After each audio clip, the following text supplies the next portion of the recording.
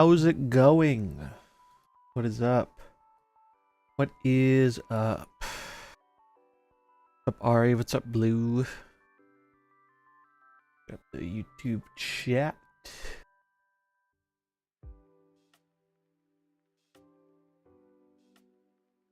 Okay. Snapping. Still impressed by the theme song. I love it. Shout out to Splat.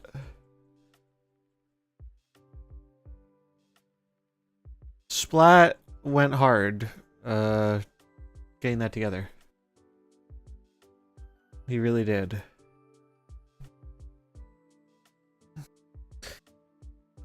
Should get your 5 wins after Snap? Probably not today. How long do we have to do that?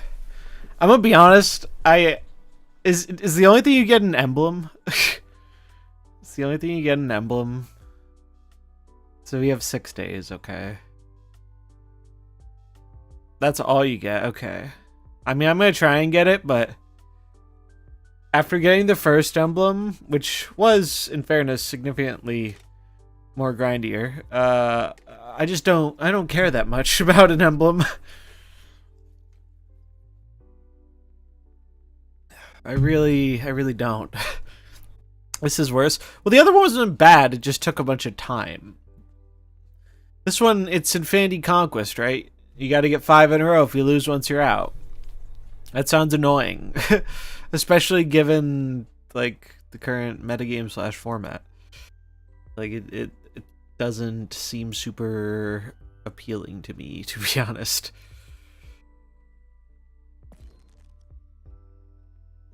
But I'll probably try it. Maybe I'll stream it. I don't know. I don't even particularly feel like playing Snap, if I'm honest, but I have quests to do, so back on the treadmill we go, and then I'll be free and can play more POE. I've been playing so much POE. Where is it? 30 hours, baby. This game came out on Friday. It's probably a little inflated because I AFK'd a little, but it's at least like 27 real hours. I've been going hard. I'm not even like, I mean, I did make 2 characters, so that's part of it, but like, I still have so much game left. It just hits. A good ARPG is like crack to me. I get lost in it. I inject it straight into my veins. It's very fun. This is probably the best early access thing I've ever played. It's so polished. Like, they're gonna add more stuff in, but apparently they're trying to release it like in like maybe 6 months or something. It's hard, but it's very rewarding. It really is like the Dark Souls of ARPGs, and I like ARPGs and I like Dark Souls. So it kind of bangs. It's very satisfying. Donkey or Mew, yeah. I'd probably just play Pikachu, yeah.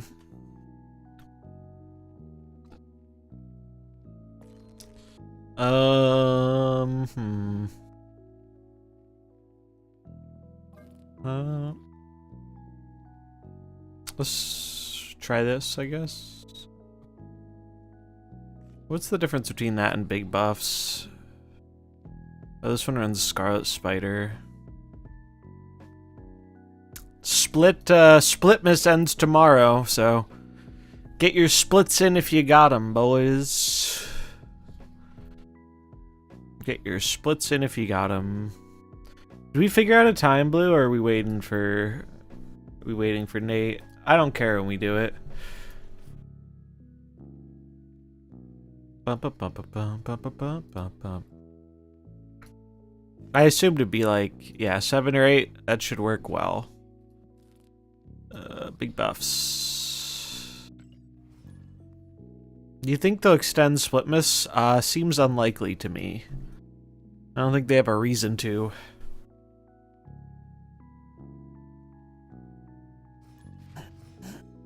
second dinner isn't known for their generosity when they don't have to be.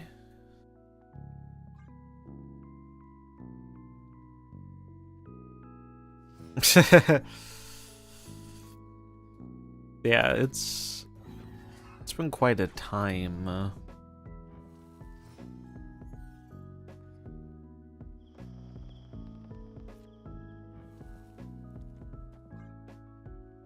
What are they playing?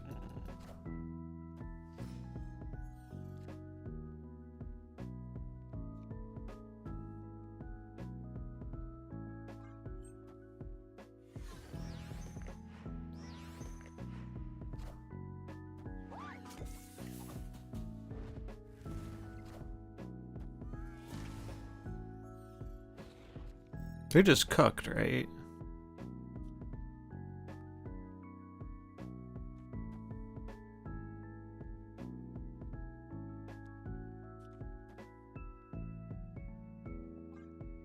I assume so, if this is like Sarah Control. Or it's gotta be like Sarah Monkey or something, I guess. Blue world.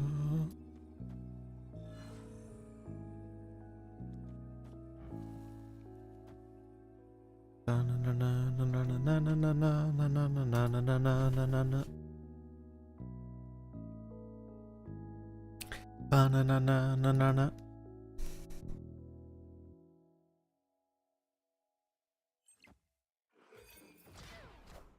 Don't Shadow King me, bro. That wouldn't be very kawaii. Oh. Oh.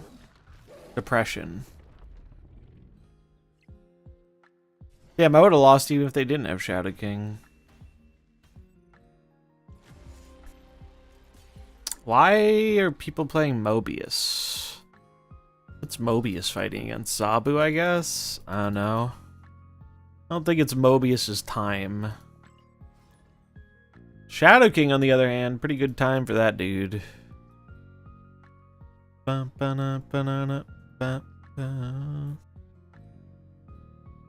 we have any Breloom fans here? Any enjoyers of the Pokemon Breloom? It's Breloom Day. Breloom Appreciation Day. Never cared for Breloom. SMH. Breloom is based. Scream Dex and Kitty Galacta. Yeah, Scream stuff is pretty good. Galacta. Yes, I know the reference, yeah. For anyone who doesn't know the reference, it was this. The alleged dude who killed the CEO had a fucking Breloom as one of his little profile things. This is such a wild collection of 3 photos. The comment fucking killed me, man. 252 attack, Breloom focus punch for 0 HP, 0 defense. Guaranteed OHKO. Oh man, that fucking got me. That shit was funny as hell. I've always loved Breloom though. I'm a Breloom gamer. Big Breloom guy.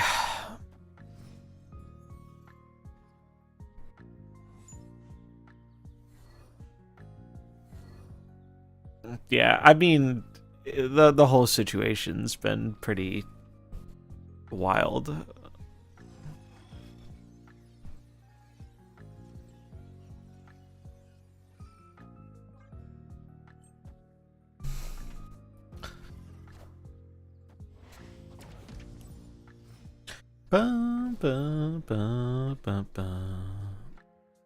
Sand kind of sucks. I mean, it's not a terrible hand, but it's not very good. I meant to retreat now. I clicked the wrong button.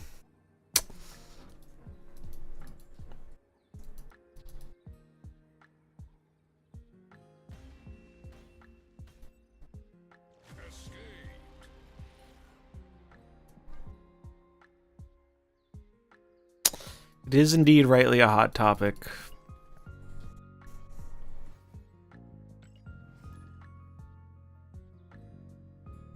Do, do, do.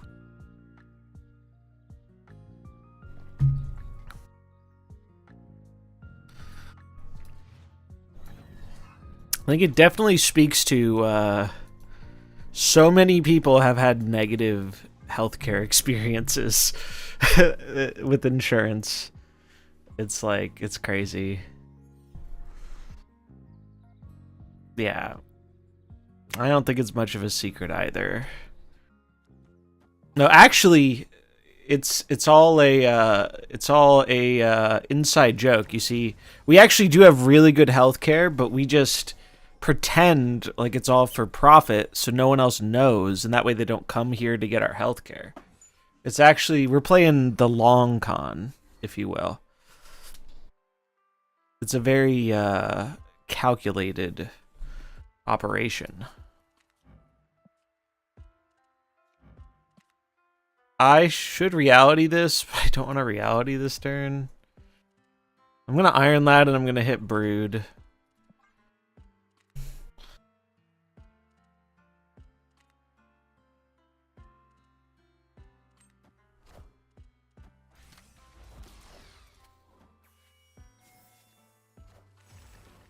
Grandmaster.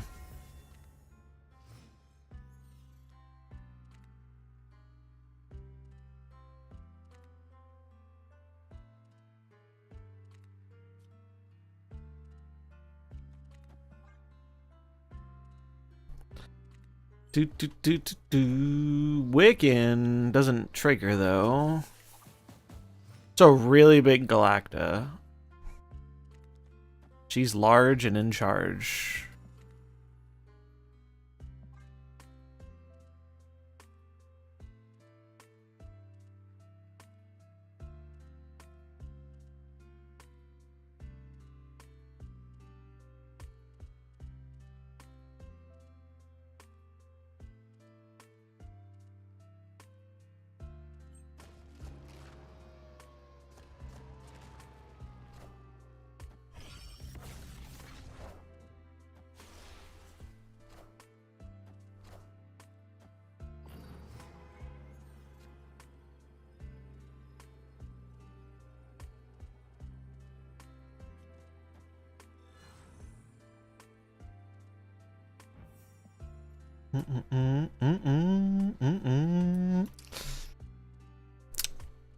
What am I doing here? I think I have to leave the Galacta. So oh, they just leave. Pog! What I think is the most interesting thing about the whole CEO thing is how it is very rare you find just about anything that a majority of Americans can agree upon nowadays. We live in a very divisive time. So it was very interesting to me to see, like, honestly, both sides of the political spectrum, like the higher up people trying to like condemn it and all this stuff, and the regular people were like, nah, kind of fuck that guy, man. Like, when you're seeing like 40 to 50-year-old moms say, yeah, fuck him, like, I think you've got like, I think it says some pretty like crazy stuff about the state of affairs when everyone's like, yeah, well, maybe don't try and deprive people of the healthcare they paid for. It's wild.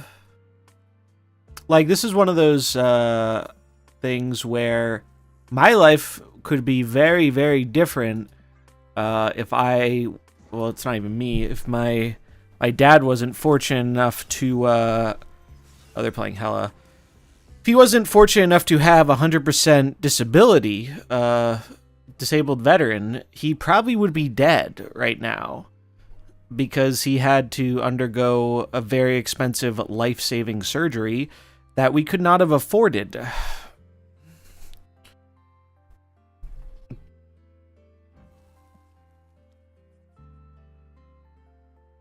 And there's no shot if we had regular insurance that would have been covered.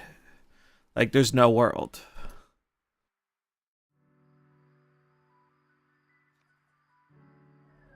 Yeah, I feel you, Blue. That must be crazy. Are you still in contact with anyone from back then, or not so much? Yeah, life-saving care. It's like it's especially crazy when you look at the numbers and they deny like double the industry average. It's so fucked. It's so fucked, man. Very, very fucked. Is it better for me to do this?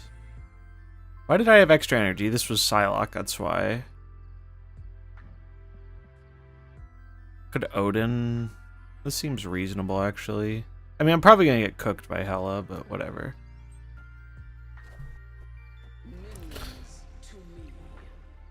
Oh, they just... Hela? Okay.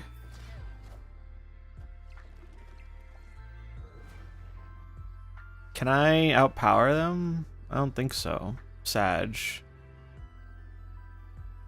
Wait, Captain Marvel goes to 8. 8 isn't enough.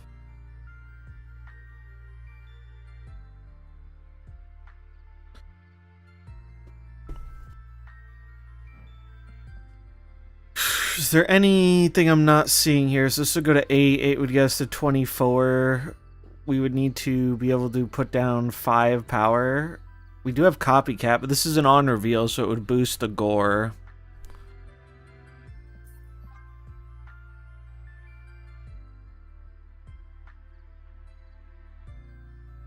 Yeah, I had a number of years I didn't even have health insurance, where it was funny, I thought I did. Because I thought it was through the, I don't know, what's Chapter 34, Chapter 35 benefits, do veterans stuff. But apparently it wasn't set up how I thought it was, so I was just rocking no health insurance for quite a while. Fortunately, I didn't have anything super bad happen to me, but...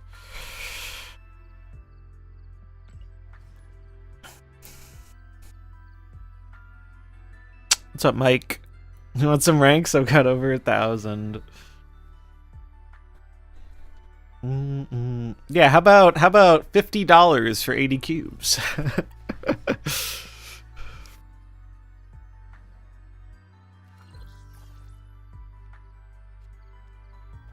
I don't think this deck is feeling too good right now. Surfer's probably just better.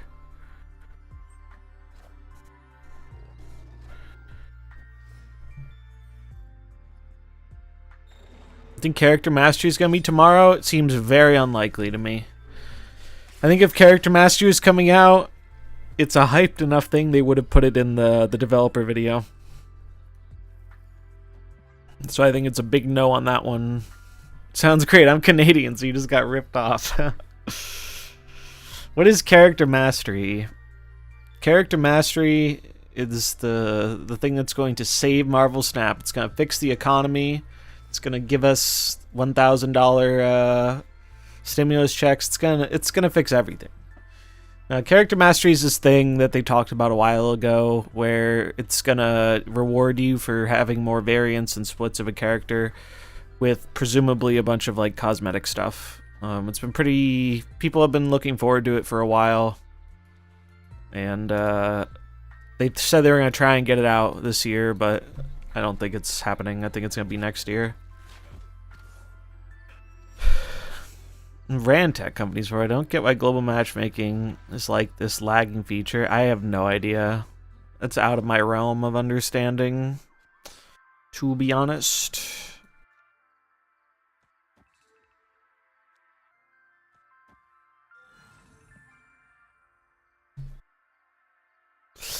Yes, they indeed are going to lower it tomorrow. I mean, it's possible. Nope.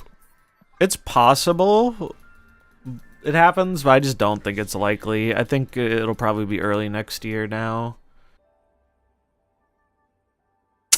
Second Inner isn't known for being fast about doing just about anything,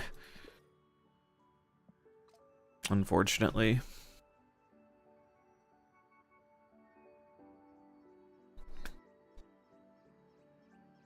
Did you guys see their latest response? Bro, it's... Honestly, I know people say they want communication, but I think if you have nothing to say, shutting the fuck up is not a bad idea. Because I think they're actually just making people more mad. I do not envy Griffin's job right now. I think he does the best he can with what he's given, but I do not envy having that man's job right now.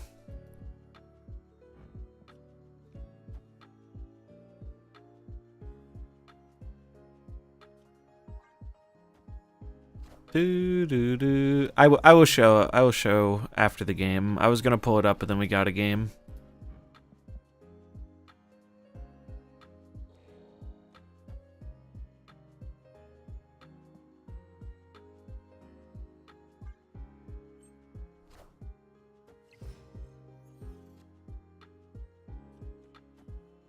I feel like the meta adapted pretty quick to Galacta.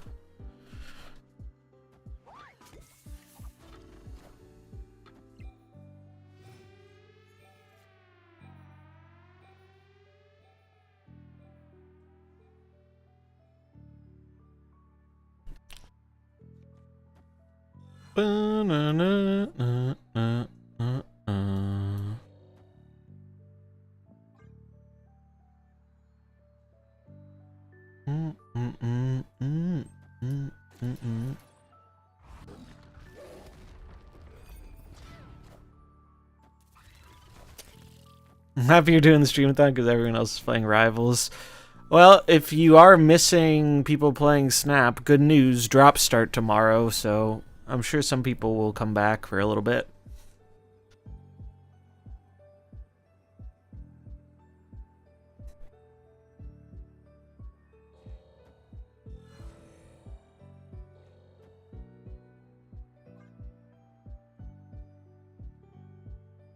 Dubos and JD started streaming again, too. Neat. Barely played this season. Logged in, did dailies. It's been about it, yeah. That's kind of where I'm at, honestly. Like, if I wasn't streaming, I wouldn't be playing very much. I'm just kind of bored, man. Like, I feel like I could use a break from MarvelSnap. Like, I don't dislike it. I'm just a bit bored. And unfortunately, the game says no break for you if you want to keep up with our releases. It's like actually so incredibly unhealthy. It's MarvelSnap. Of course we can't afford a break. Yeah. It sucks. Much like this Danger Room. Chat, are we cooked? Yes. Yes, we are. Not gonna lie, I kind of forgot about the Black Swan. Based Martyr Enjoyer. Need a break? Have I got the game for you? DCDualForce.com. Alright, what's the... I guess I think I know the good, or one of the good Galactic decks I should play. What does the website even look like? Yeah. It's okay. I have a million things to play. What did Secondary say? Alright. I mean, it's just the same non-answer we've been getting for a while. Don't you think it's time for some transparency? Sure, this post may get deleted. This first sentence doesn't make sense. But don't, so would just highlight... But doing so is probably what they meant. But doing so would just highlight the lack of communication between both parties. Played this game for 2 years. It's heartbreaking to see the state it's currently in. We all know the major issues which should be addressed, and understand you want even more players to be able to play the game, This should be done as quickly as possible. Give us something to hang on to. Show us the reality of the situation and upcoming changes I'm hoping you guys have in store for us. Please, for the sake of the people who still believe, you can turn this around. Do something. We understand that many players are hungry for news. As soon as we have more to share, we will. Like, yeah, I'd be down for an untapped screenshot. See what it looks like. The Irish Gamer, thanks for the follow. I mean, I I genuinely think you shouldn't even say this. I think this has already been being turned into a meme. And it kind of sucks if you're in the community manager position, because this isn't his decision. I mean, choosing to respond is his decision, but like choosing what's going to happen and when he can talk about it and all this stuff, that's probably above his pay grade. And so there's you're gonna get crucified either way. Whether you respond with this or you don't respond at all, people are mad. I think not responding at this point, when you've said this a bunch of times, is probably the way to go. But I am not a community manager, so what do I know? I don't know, man. It's just bad. It's just bad right now. It feels like it's snowballing.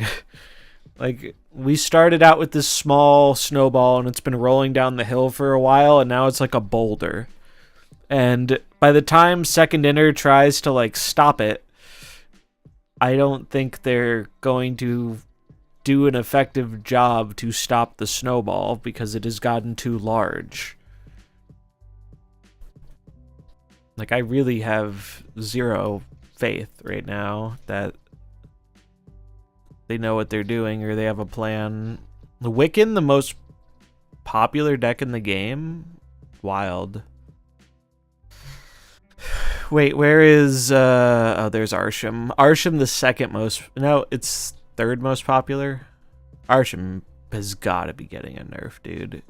It's such cringe. And it has high popularity now. And a high win rate. Is it the highest win rate? It is the highest win rate. Fuck this, man. Fuck this. I guess people haven't picked up Hella yet, but that's coming back too. Luna Snow, 43% win rate.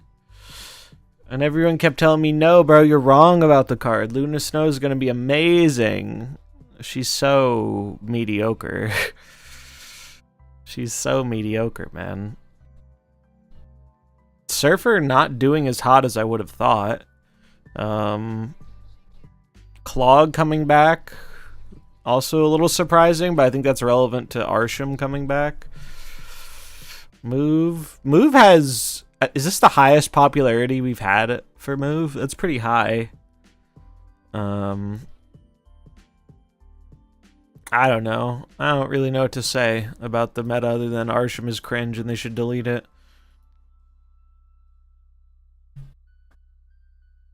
Can I paste the link? I can try. I don't know if this will work because it was through Discord, but does this work? I think it works. What does Arsham do? Arsham has on reveal. No, Arsham has at the start of the game, play a worst game of MarvelSnap. Oh, the untapped deck link? I don't have that. I do not have that. Because I do not have Untapped. That's why Blue sends me the screenshots. I do not pay for Untapped. Yeah, this is what Arsham does. Extra energy, random cards in the deck.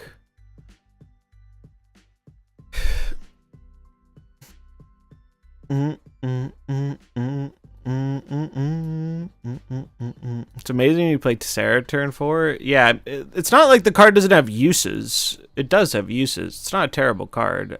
It's just not its time.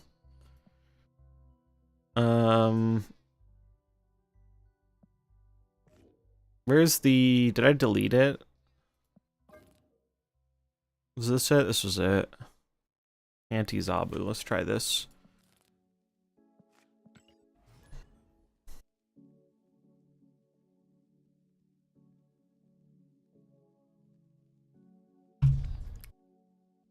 Bum bum bum bum.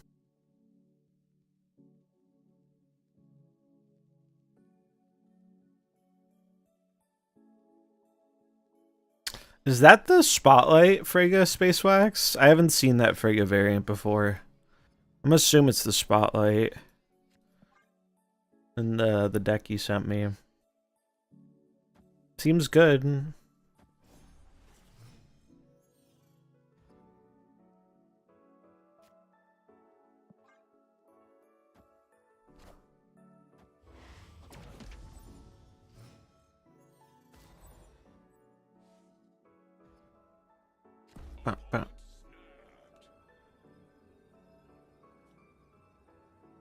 Yeah, I don't think you can just link to the data. Like, you could link to a specific deck, but the data, I think, will make you sign in to, will make you sign in.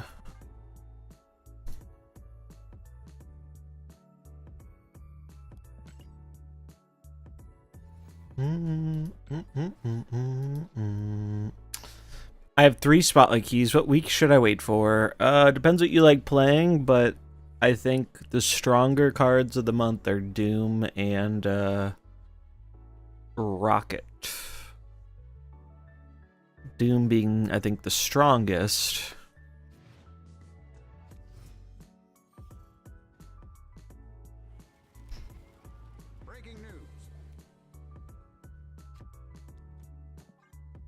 I just don't know what to play.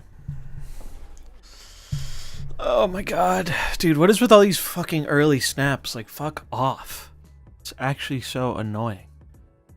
I just want to get my shitty weekend quest done. What's up, Crack Snap?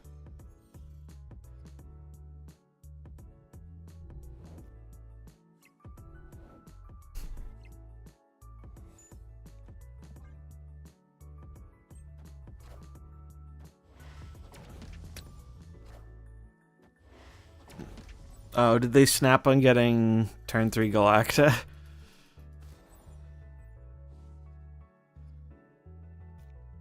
Just let me get my quest done so I can get back to POE. That's, yeah, it's literally me.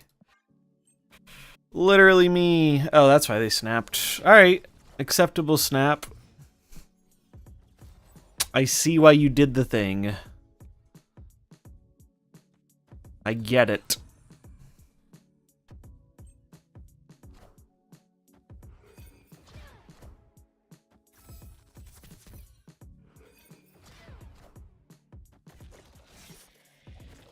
Squabble up. Bum, bum, bum, bum, bum, bum.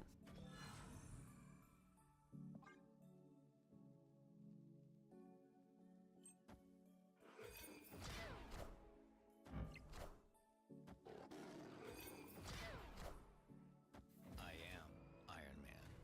You do be Iron Man.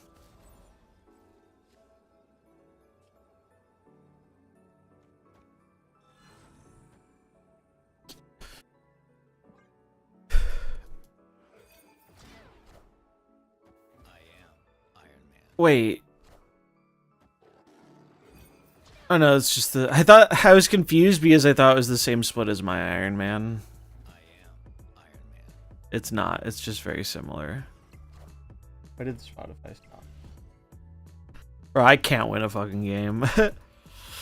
Fuck me. Pumping stream. I mean, if I really want to farm all of this shit, I would just play the Hella deck I was playing. But I want to get my stupid quest done.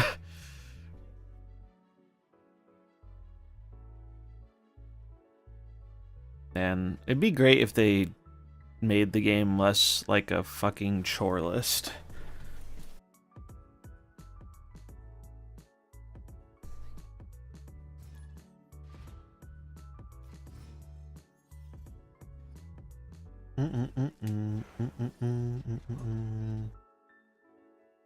Which games aren't? Path of Exile. Path of Exile does not feel like a chore. But yeah, pretty true for the card games. Oh, lovely. Lovely. Man. Oh, I'm just not interested. Take your cube and choke on it.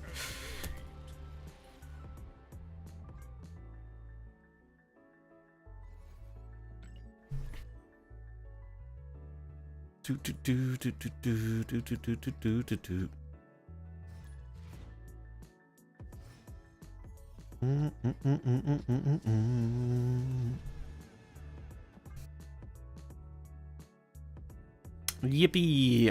Arsham gets Loki Hunter one.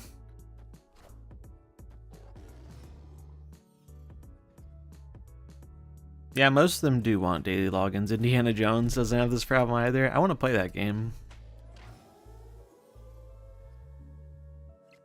Yeah, frankly, I think Snap overplayed their hand a bit, to be honest.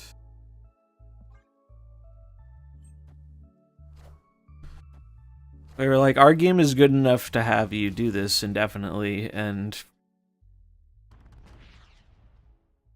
go left? Sick. And eventually, people hit a point where they aren't feeling that way.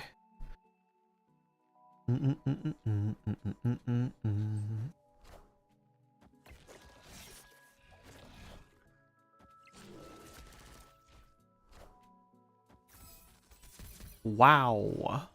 Never had one. Wow. Wow.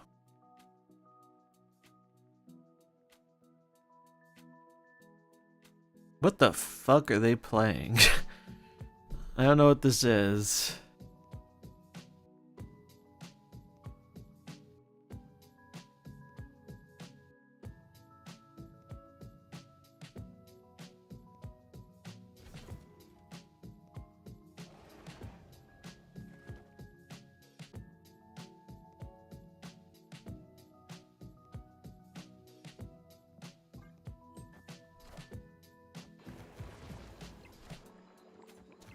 It's fine.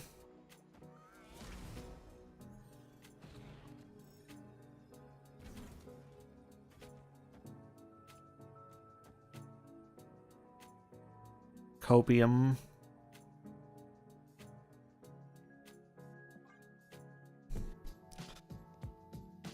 What is he cooking?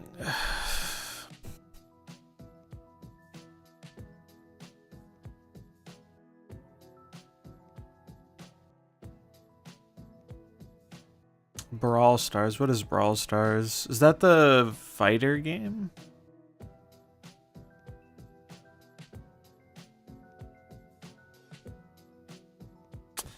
Coco be cooking.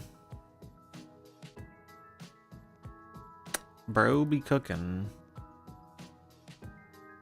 Online Battle Arena. Yeah, maybe I don't know it then. Sounds familiar. Brawl Stars. No, I definitely have not seen this. I'm thinking of the Warner Bros. Fighting game.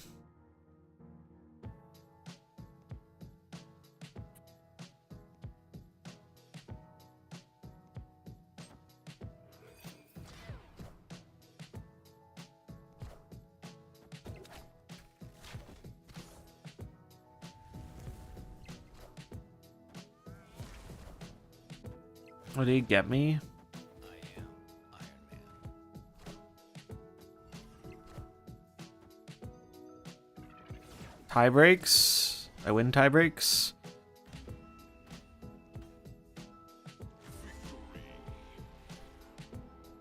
What does Supercell do? Supercell.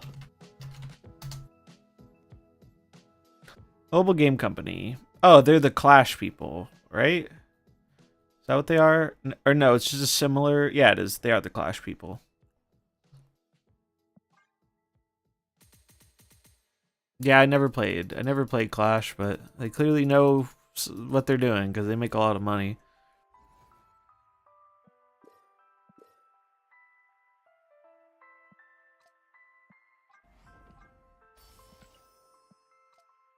Bum bum bum bum bum bum bum. Yeah, that is a pretty sick Frigga split. Bum bum bum bum bum bum bum.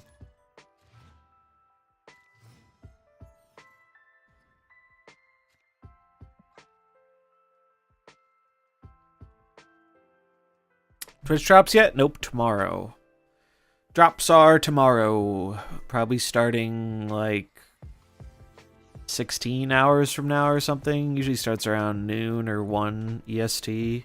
Sometimes shop reset time.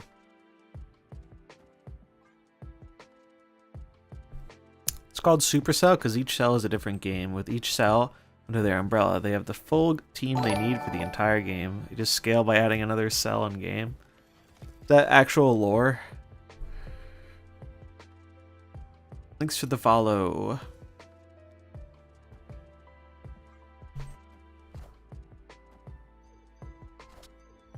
You're one of my favorite Snap creators. Thanks, man. I appreciate it. I try and keep it chill.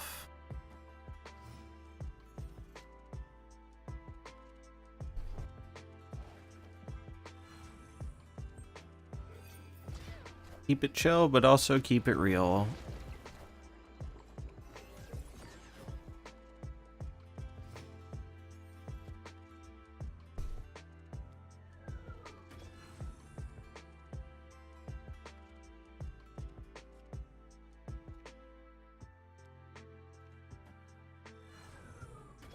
Actually, I should do this in case I get Mystique.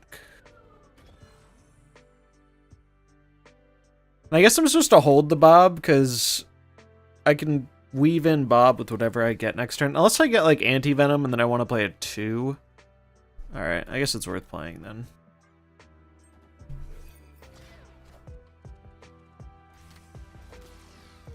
Zabu is probably the worst, easily the worst top deck. Actually. Aranya, Dagger. Wait. What, are they gonna Heimdall me? No, this is move bounce. They have another vulture. They're gonna vulture me.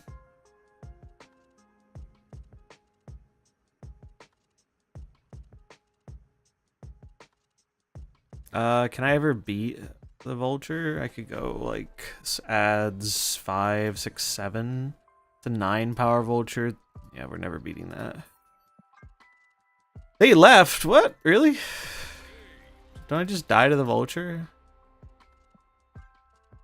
I guess they're worried they can't win this lane, but if I play a card there, I yoink one of the things from their hand. Bummer.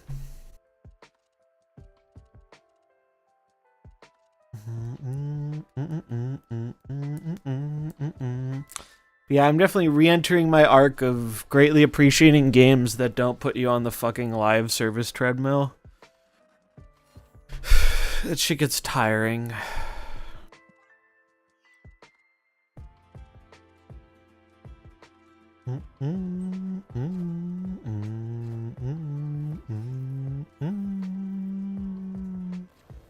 So I stopped playing Destiny 2, yeah.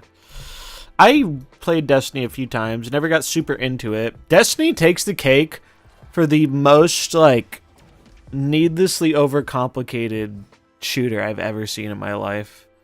Like, Bungie cooks with their gameplay. They know how to make a very fun shooter. But, like, good God. They overcomplicate, like, so much stuff. It's so unnecessary. Which is a shame, because I really probably would have liked that game. I did like the gunplay of that game.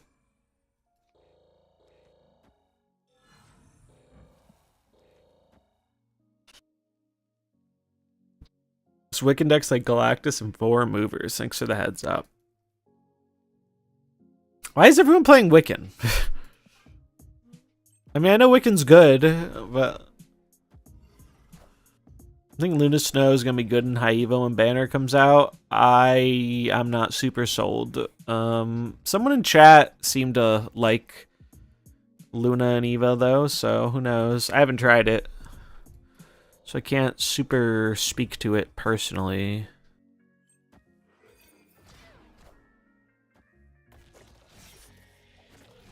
Yeah, I mean, Wiccan's obviously very good.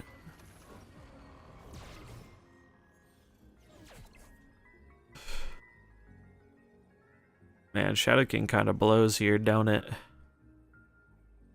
Boo, boo, boo.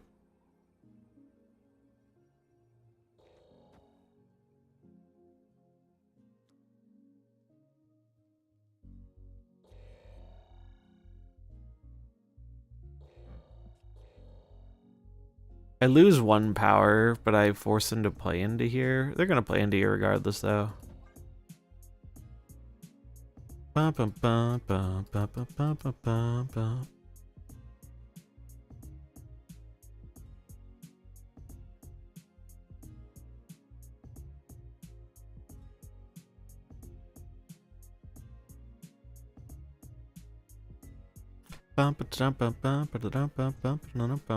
Yeah, Wiccan is kind of like a good cards curve out kind of deck. It does give you a lot of room to customize it too, which I think a lot of people like.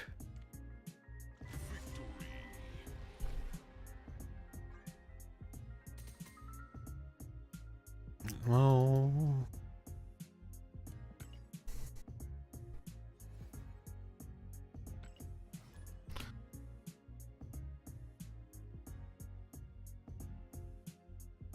Wonder if Shadow King isn't worth it right now in this deck because we're playing Galacta.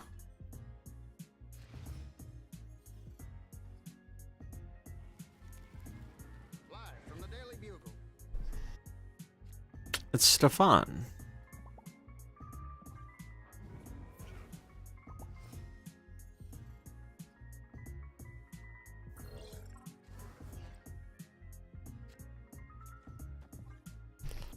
Found it.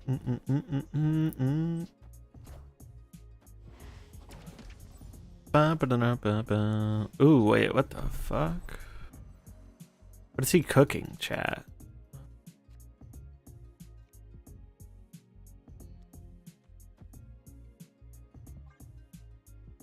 What art thou cooking?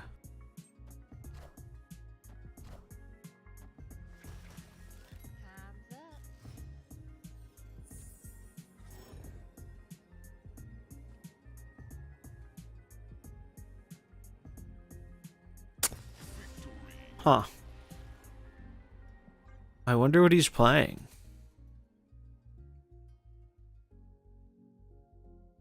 Oh, you're right. It's not Stefan. You're right. I'm not gonna lie. The beginning of his name looks similar to Stefan's name in chat. So I kind of just saw the first few letters and was like, oh, I know who this is. I did the mental shortcut. Because he has, like, kind of a long name. Thanks for the follow, Ness Floortree.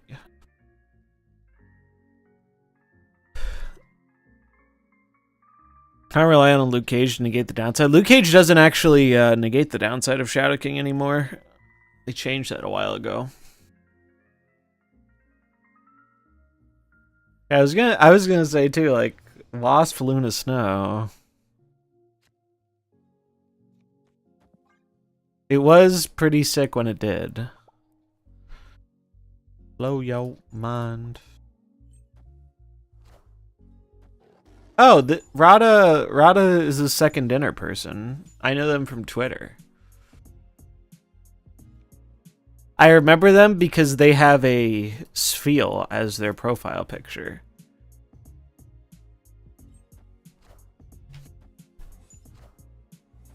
I don't remember their Twitter username, though, but I remember them very specifically because I like the Pokemon Spheal.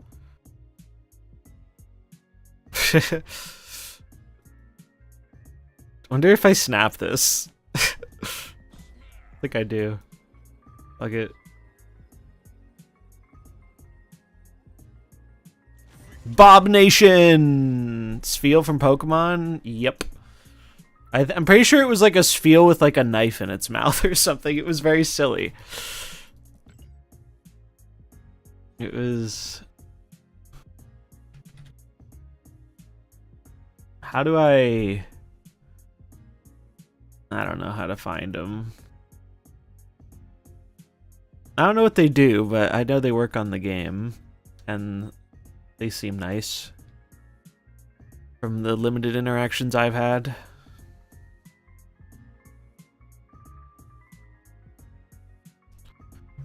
No web. What's up, Stefan? See, like, it's the real Stefan. I ran into someone who had a long name that started with SL on ladder, and I kind of just mentally shortcutted and thought it was you.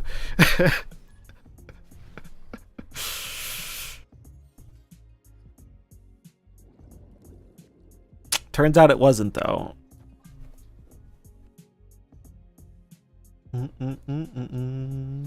How do I like Lad here? It's been okay. I don't know. I'm not super sold on it yet. Truthfully, I think this deck will probably get better if I put Gore in the Lad spot. That's what I've been thinking about. I think Gore is just better than the Lad high roll. I like Lad better in the buff deck where I have Brood and Mr. Sinister to hit with it. Yeah, I kind of agree. I too was a big Lad enjoyer. But I feel like with, you know, running Psylocke Zabu, he's a little bit better than he used to be again, but I don't know if it's good enough.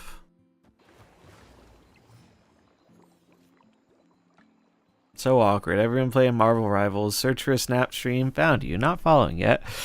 You keep saying Stefan. That's also my name. That is kind of funny. That is kind of funny. The good news for my fellow Snap enjoyers is we get drops tomorrow, so that will probably give a boost. Yeah, I guess that's an even worse mental shortcut too, because you don't even use your Twitch name in game. This is probably bad, but I think I have to do it. Thanks for the follow, S. I'm very curious. So, like, something I talked about a little bit ago. Like, we've talked a lot about, like, you know, Snap and issues and all this stuff. One of the things I brought up, because I guess what's the best way to like give a quick oh, that's bad. What's the best way to give a quick summary on this?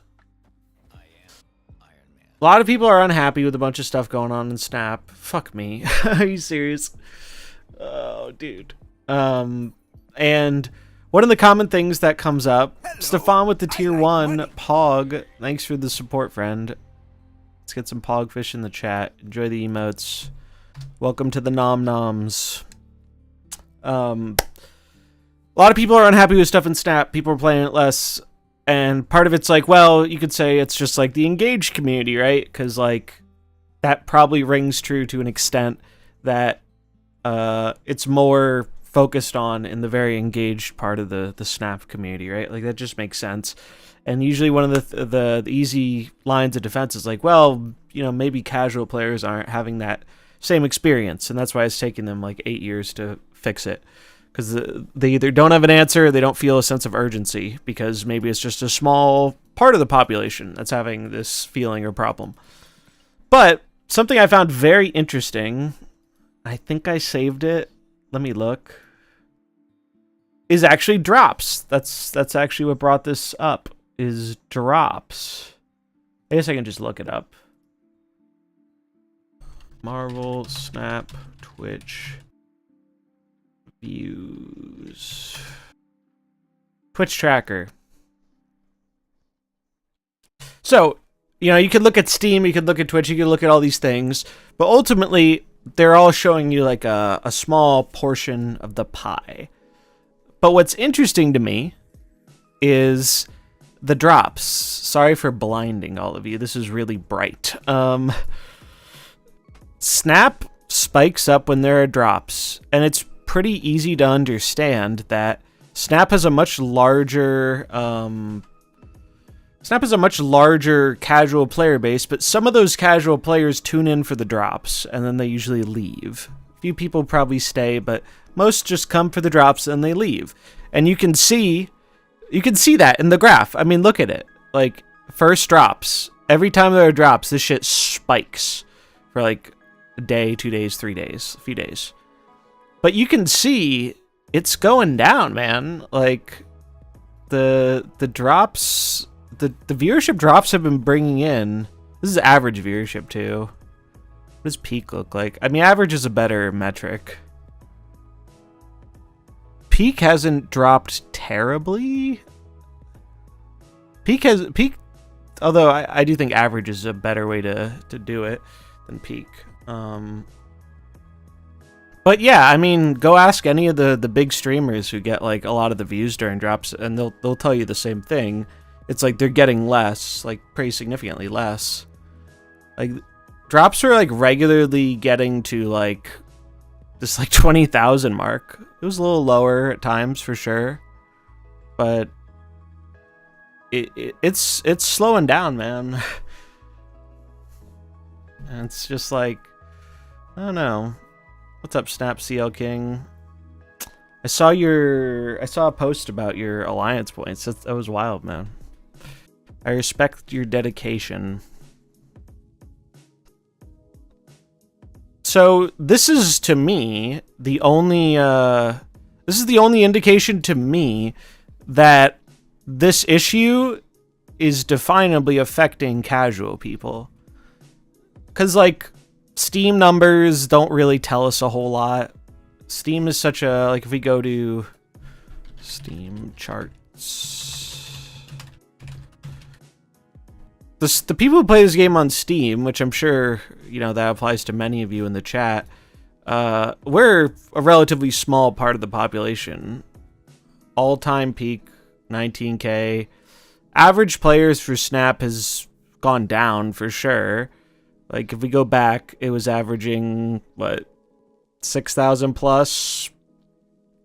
And then around the end of last year, it was averaging 5,000. And it started to go down some more. And now we averaged 4K in November. And it looks like we're on track for that in December. So, like, but I expect this to be the more dedicated people who are, like, you know, showing up to Twitch chat or watching YouTube videos, or like the people who are involved in the content creation side of things, basically. It's usually hard to get a real read on that larger casual population because they're separate from us, right? Like, we don't, maybe you know a casual or two, I do, but it doesn't give you like a larger sample. So the Twitch drops thing was particularly interesting because it can't, the amount these numbers are going down can't just be from like the dedicated online people. To me, that shows like that the casual people are not bothering to show up for the Twitch drops.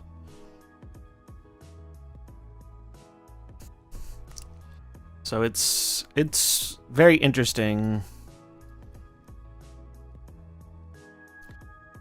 Yeah, I'm sure most people are limited to playing on their phone. It's also like a phone game. A lot of people probably don't want to sit down and play it on PC. They just want to, you know, play a 5-minute game on their phone. Like, it's very clearly you know, a mobile first game. I probably have a similar amount of time on PC and mobile. I don't play as much on mobile anymore, though. I used to play on mobile a lot.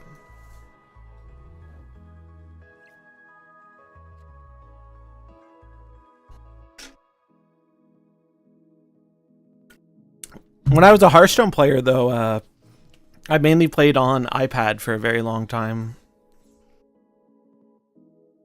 Deleted off my phone, too distracting. That's fair. Understandable, to be honest.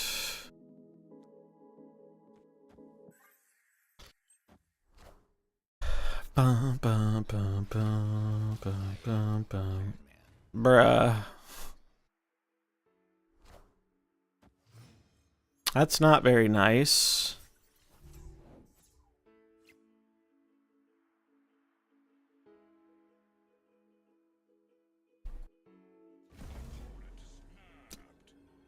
I'm gonna move my Bob. It's like I could play my Iron Man. And we mystique them, maybe. Cope with me, chat. Cope with me. I am Iron Man. I am Iron Man. I wonder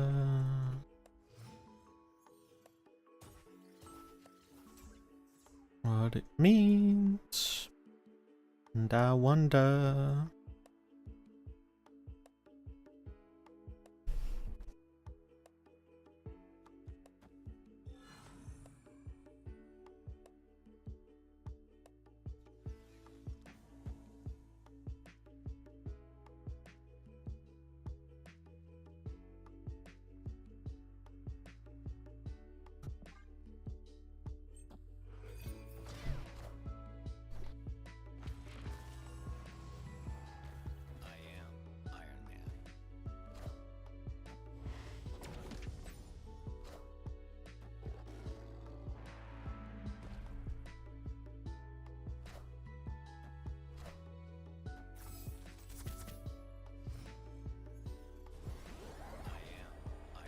Oh, we have a lot of energy, huh? I am Iron Man. I am Iron Man. I am Iron Man. We get it. You guys are Iron Man. We get it. We get it. We know who you are. Holy shit. Iron Man. Oh, the energy. Holy fuck. Everyone wants to be Iron Man. GG, I was the Iron Man. Classic.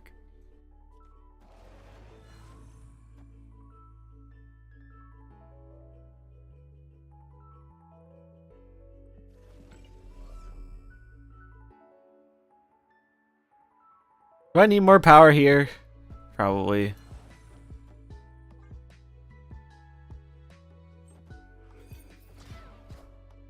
Just kidding. They gave up.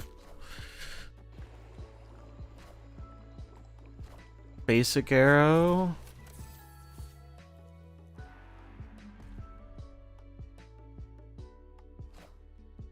That's incredibly annoying. We are the future. Thank you.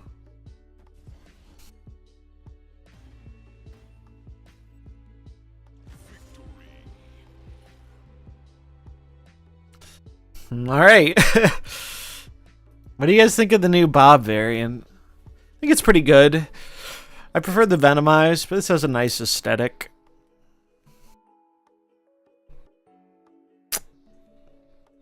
We may have won the game, but the important thing we learned here is that he is Iron Man.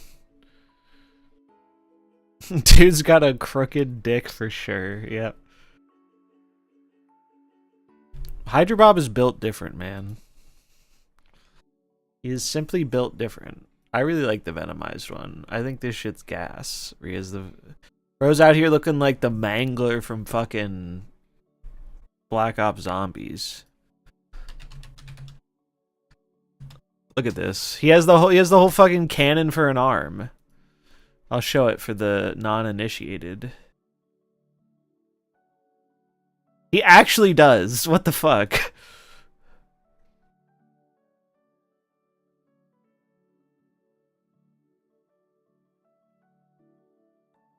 He actually looks like the Mangler, bro. He has the fucking arm cannon, like... He actually looks like him. Pretty sick.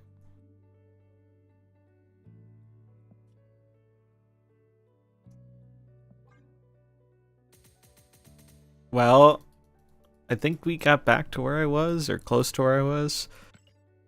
Finished our mission, though. That's the nice thing.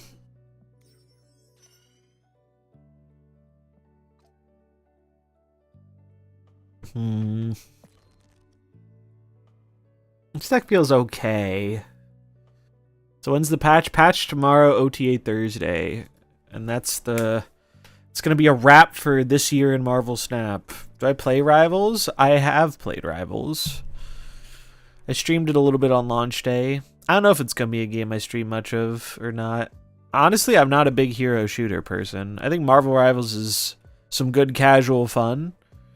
I don't think it's something I'm going to play a whole ton of, though, because it's just not my...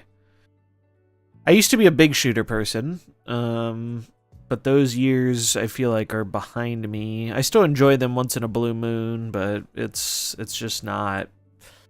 I'm not 17 anymore. I don't have the gamer reflexes or the desire. You know what would be really funny? And I'm going to piggyback off this comment about a PvE Marvel game. Tell me it wouldn't be the funniest shit in the world if, obviously, Rivals is competing with Overwatch, and they took a lot of cues from Overwatch and all this stuff. Would it not be hilarious if Rivals eventually added PvE content? Since, for those who don't know, Overwatch kind of used that as the selling point to sell Overwatch 2, and then they were like, lol, JK, we're not doing PvE. How funny would it be if Marvel Rivals ended up doing PvE instead of Overwatch doing it? It'd be very funny. It would be very funny. What is PV? Player versus environment. It's just like campaign or like missions versus AI. Just content that's not PvP, basically. This brings up another question. Do you guys think you'd fuck with some kind of PvE mode in Snap? If there was like... I don't know how they would do it. I don't know how you would do PvE in this game, to be honest. Hearthstone had some really cool PvE over the years. Some better than others. But the coolest PvE in Hearthstone was always the adventures, I felt like. Those were cool. But I don't think Snap's gameplay would work very well with it. I have trust issues with bots. Like a boss battle? Yeah, like it wouldn't be... I don't think you could make it like exactly like regular Snap. I don't know if that would work. Maybe it could. I don't know. But you kind of would have to do a different twist on it. Because the PvE in Hearthstone always felt distinctly different than playing like PvP. Honestly, oh no, we got an ad. Adge. Feels ad man. Fuck, I want to talk about this too, but I don't want to get drowned out in the ad. Let's look through some of our nice variants or decide what I want to play while the ad is going. Yeah, I mean, fair points about the bots, but the bots aren't really what I mean when I say PvE. I mean like a dedicated mode that's like its own thing. Like, it would have to be different. It would have to be different than just running into like a bot on the ladder.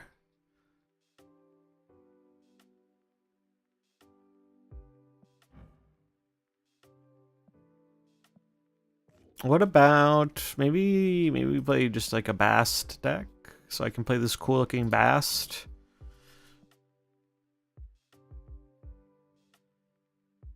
Just this, maybe. This deck was pretty good.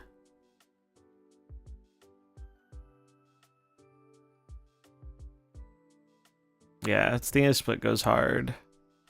Pokemon PvE events are really bad. Some people really like them. Although I don't think people like spamming them. They just like going through it the first time. But I find them kind of boring. I don't really care for them. I think Pokemon's PvE is pretty mediocre. I guess when I'm talking about PvE, I mean more like a unique twist on it. Like Hearthstone did with its adventures, or even though they did it poorly, like how they tried to make Mercenaries like a quote-unquote roguelike.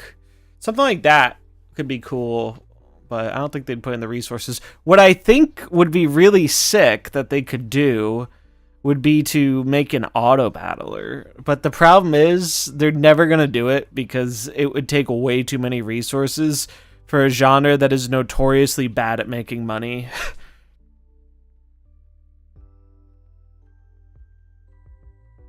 Terra has a decent PvE mode? Yeah, I've actually heard good things about that.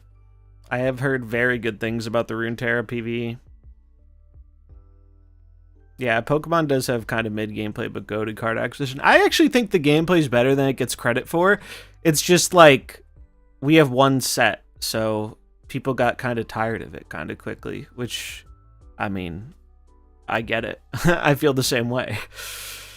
I was really, really into it for like 2 or 3 weeks. And now I'm like, all right, I'll have a lot more fun when they give me more cards. But yeah, I've been doing some auto battlers relatively recently. Bazaar and TFT are the main ones I've been playing. And auto battlers are goated. And I posted this on Twitter, but it's like, I love card games. Card games are my jam. I play this. I used to play Hearthstone for the better part of 10 years. I played a bunch of Magic the Gathering. I played Yu-Gi-Oh! As a kid, albeit super incorrectly. I collected Pokemon cards. I even have some old ones here. Little legendary dogs. So I love card games. The thing that has always been so annoying to me about card games is it's challenging to get other people into them because it's they usually ask quite a bit of you in terms of like time or money. And the thing about auto battlers is they are the opposite of that. They require, I mean, well, you could argue they require time to get good at, but card games require that too. But they require no money to play it. Bazaar is pretty sick, though. It is beta right now. You have to pay to access the beta, but it will be free to play. Oh yeah, I love Magic the Gathering too. It's way too expensive, which is why I mainly play Commander. But I don't even play Commander much anymore because I don't live near my old play group, unfortunately. So I don't play as much anymore. But Magic is pretty goated. Proxying is goated too. Like, I'm pretty sure me and most of my friends are on the same page that if we ever like hardcore dive back into Magic, we're probably gonna proxy almost everything. Like, there's a site where I mean, fucking Blue did it. We got Blue to play Commander with us because we hooked him up with one of the proxy websites, and he got a whole fucking Commander deck for like, I don't know, pretty cheap. Let me proxy and snap. Wouldn't that be nice? Bazaar is pretty sick, though. So I've been watching a bunch of Northern Lion play the Bazaar. I played a bit of it myself. I like it. I'm like a turbo noob at it. I might stream it sometime, to be honest. I think it's really fun. And it's a very aesthetically pleasing game. The best thing the Bazaar has going for it, to me, is there's no APM, which stands for actions per minute. Most of the other auto battlers, you don't have to be quick with it, but like if you aren't willing to like get better with the speed of your actions, you're capped out on how good you can be, because like speed is a part of it. And Bazaar doesn't have that at all. Bazaar, you can take as long as you fucking want to make a decision or think about stuff, which is cool. I think that game's gonna do very well. My only thing is, like, I hope they can make it profitable. Because, like, auto battlers are notoriously hard to monetize.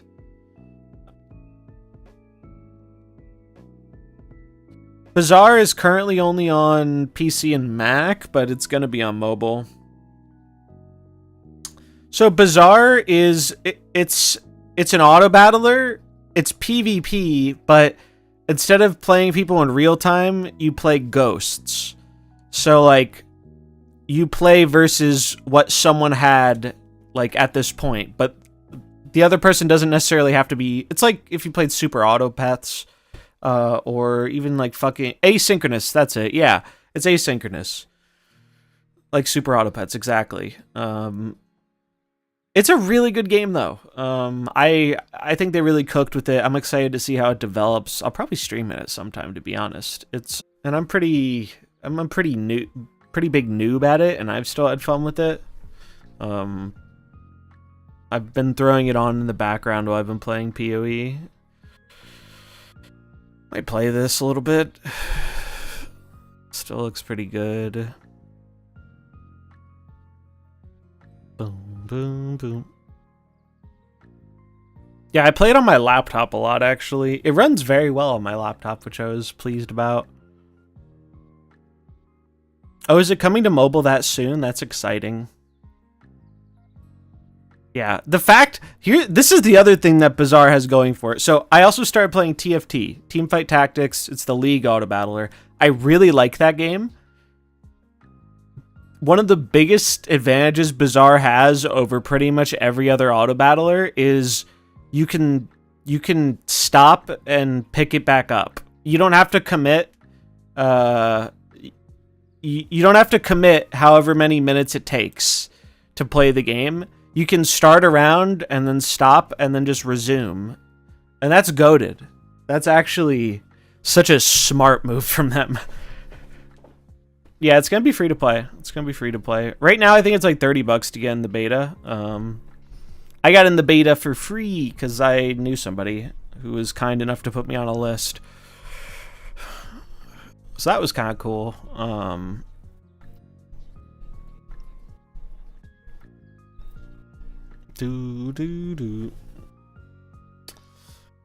Time management is huge. Like, this is the thing, right? Like, we only have so much time in the day, and as you're seeing with people like Diversify from Snap, it's like there are a lot of good games to play right now.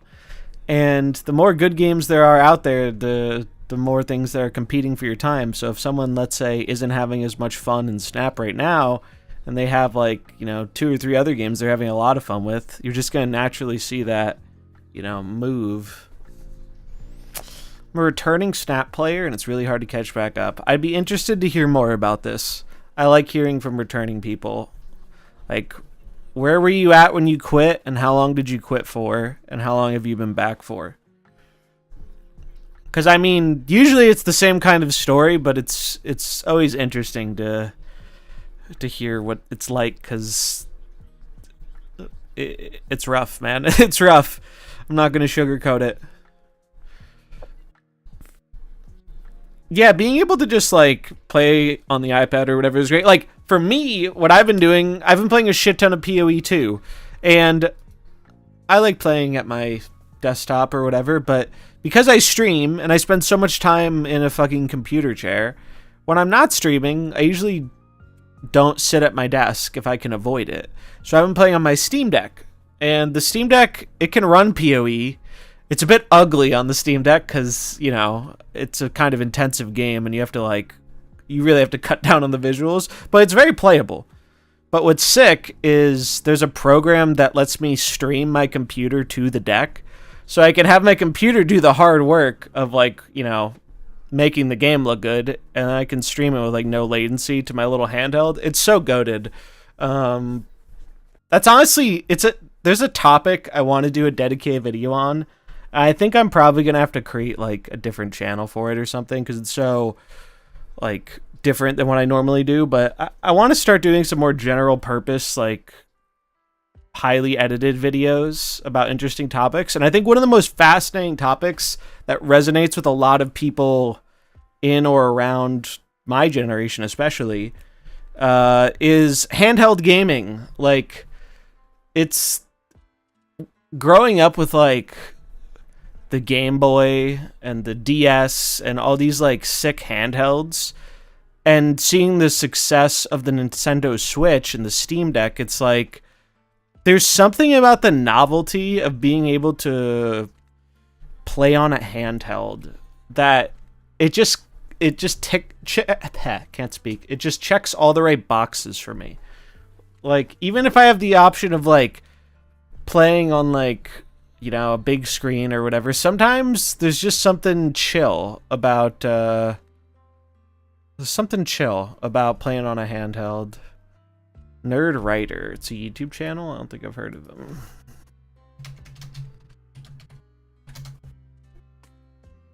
$3.2 million subscribers. Jesus Christ. I'll have to look into this. He does short videos. You know what else is interesting? The evolution of YouTube content, man. I pay a decent amount of attention to it, but there has been I remember 10 years ago or so, YouTube content was always very short, and it sometimes people would try and stretch it out to get to the 10 or 15 minute mark for ads, but YouTube used to reward shorter form content more, and now I think it's rewarding long form content a lot more because people want something to throw up on their second monitor and just or fall asleep to or whatever.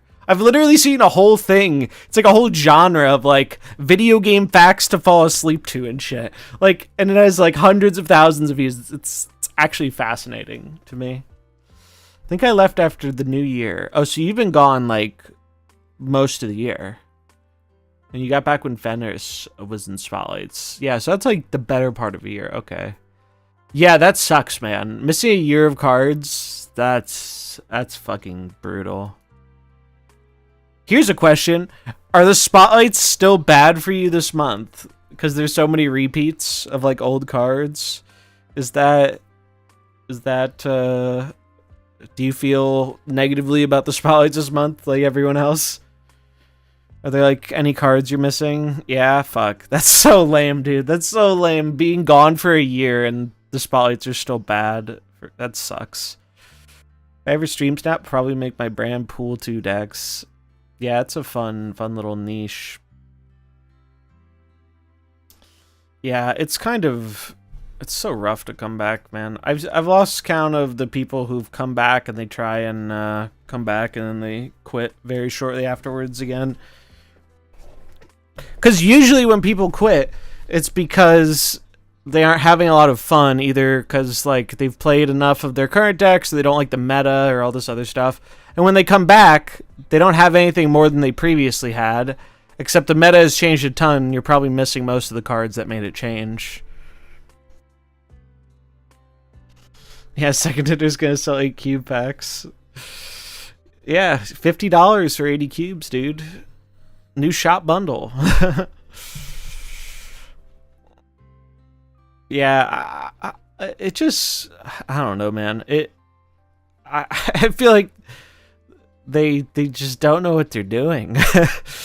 I feel like they're just floundering. The game was very successful.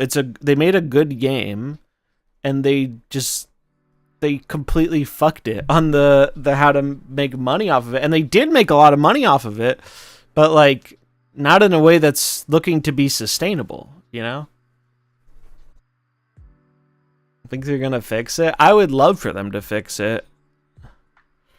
Snap packs, I don't think snap packs are gonna fix the card acquisition from the little information we know. I think snap packs are just gonna be a way for them to introduce some newer. Basically, snap packs, I think, are going to be like a way to introduce cards like King E-Tree or Agony. Like these event cards that you would never pay a lot of tokens for or open spotlights for. I think that's what snap packs are going to be for. Is more cards like this, or like Tombstone, that card that didn't release. Yeah, well, that's the thing, is like there's not much to. You hit a point where there's not much to go after in Snap, right? Like if you hit infinite, maybe you do your conquest rewards.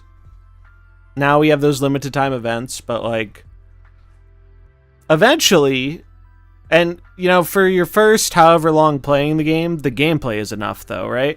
Like God, for the first, I don't know, maybe good year, like I'd say at least a year. I played this game a lot off stream. Like, I played a lot on mobile, even when I wasn't streaming. Like, I just did it because I enjoyed playing the game. And I still like playing the game, but I don't like it enough to play nearly as much as I used to. And it's funny because it's not even about really the balance or anything. The balance now is better than when I used to play a lot. To be honest, it's actually a lot better than it was back when I played a lot. It's just like, you know, that new car smell is worn off a bit when you've played a game for like 4,000 hours. It's just a natural thing, right? Like that's something they can't really do much about, I think. But when that feeling coincides with like other negative feelings, it's not a nice mix, you know.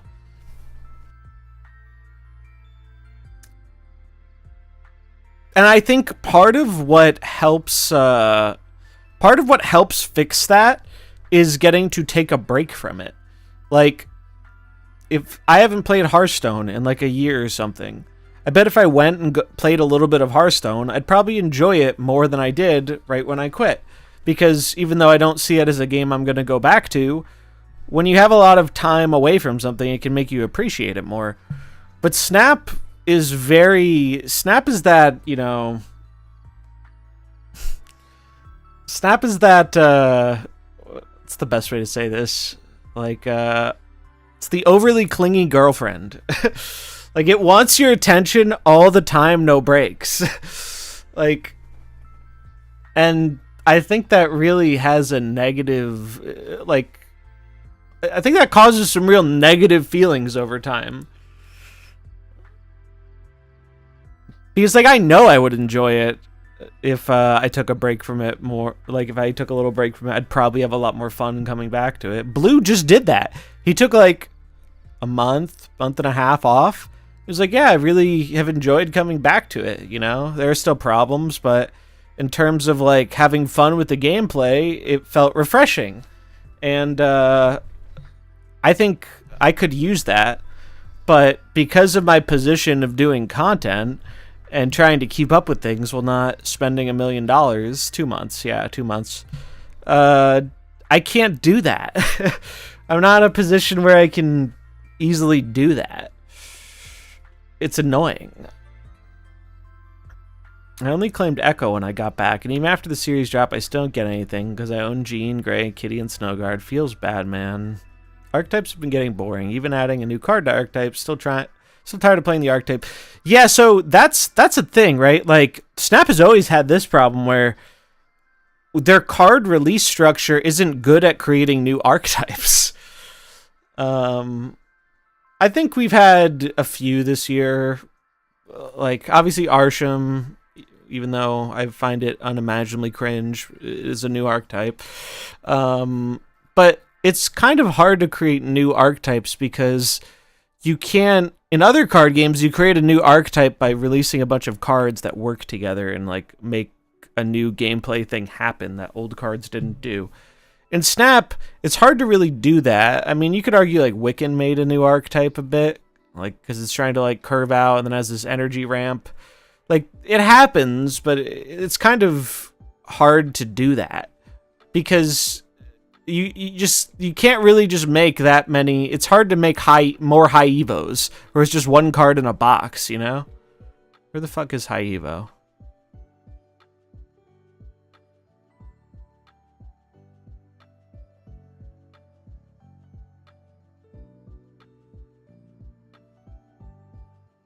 Am I dumb? Where is it?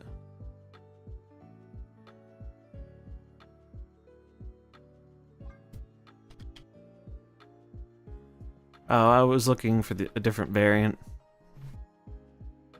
Yeah, Hearthstone does give you a deck when you come back. That helps. Yeah, like hand buff is kind of a new thing. I don't know. It's just like... He does kind of look like Black Panther because of like the purple robes. I could see it. Did he actually have purple robes in the movie? I don't remember.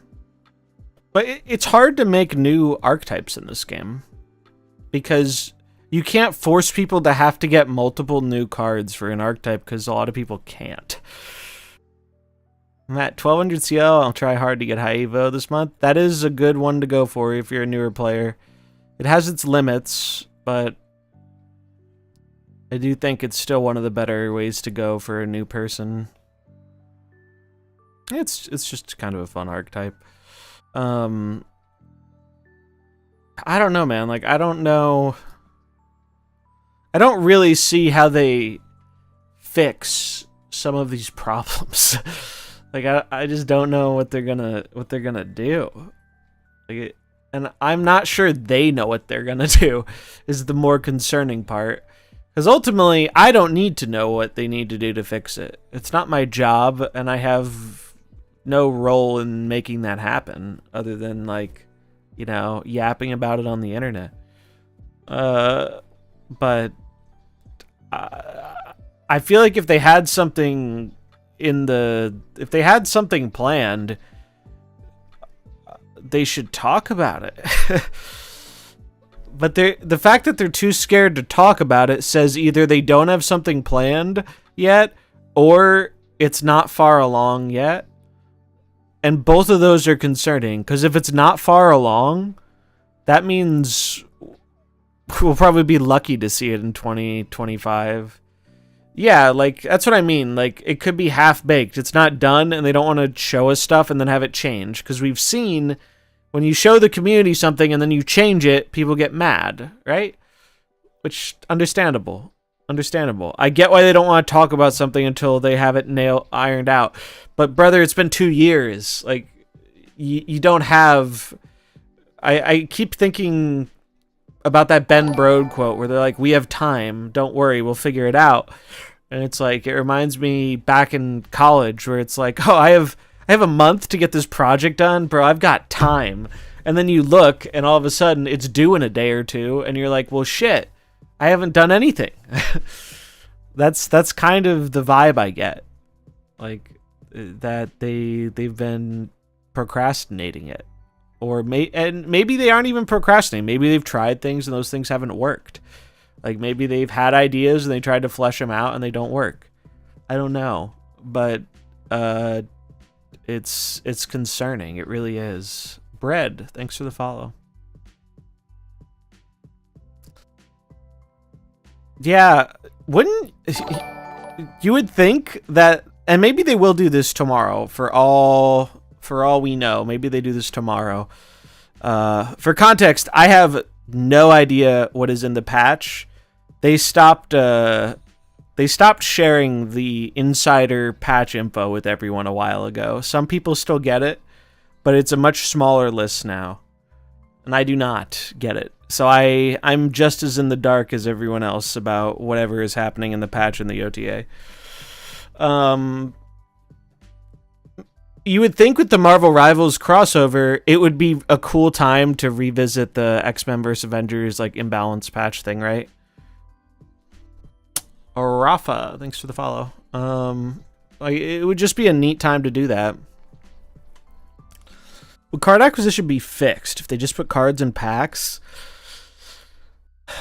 I think it's hard to say if it would be fixed because they'd still have to do something different with it because there aren't enough cards in the game to do it like traditional packs. So they'd still have to do a unique spin on it. I think it would probably be better, though. I think it would probably be quite a bit better. But I think they're very against doing something like that. Every time we do get a new archetype, it feels incomplete for a long time. Yeah, sometimes it takes a while for them to actually get fleshed out, right? I don't know, man. It's a tough problem to solve. It's like they did the thing that a number of successful games have done, which is they made a good game and then they made the game first and then they tried to figure out how to monetize it afterwards. And obviously we can all say they did it poorly. The game still made a bunch of money, so they probably don't feel the same that they did it poorly, but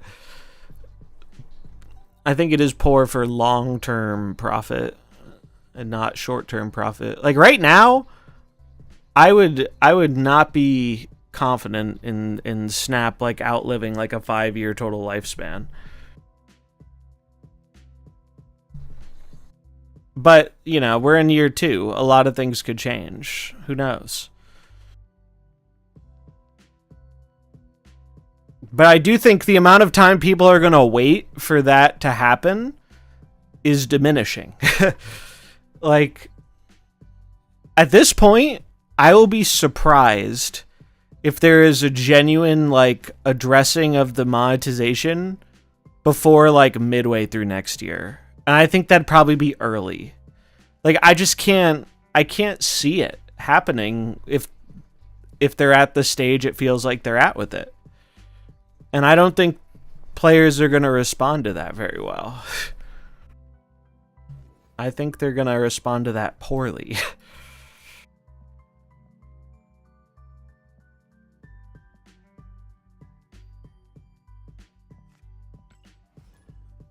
I played a little bit of PvZ Heroes. I'm a big Plants vs. Zombies fan. It's sad what has become of that franchise. It was so goated. Scored the best 6-drop. Definitely one of the best 6-drops. Although, unless you're in a real rush to get him, I would wait to see what Doom does to the meta. I'm not gonna leave because I have Cassandra versus Arsham, but they'll probably turn one Loki me or some bullshit. Truly and genuinely, every time I run into Arsham, I am internally asking myself why I'm still playing the game. It's crazy to me that they have such a hard-on for getting rid of things people hate, like lockdown or junk and all this stuff, and they let this fucking...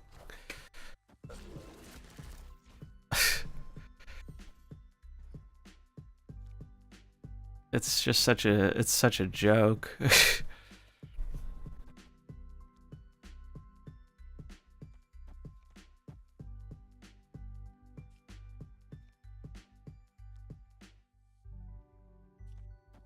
I'm just gonna play it. Surely we don't get punished. Yeah, that's the other thing is like they've also like removed more archetypes than it feels like they've added. Right? Which is kind of crazy. Gonna pull Shadow King and make me sad. Oh. Lovely. Lovely.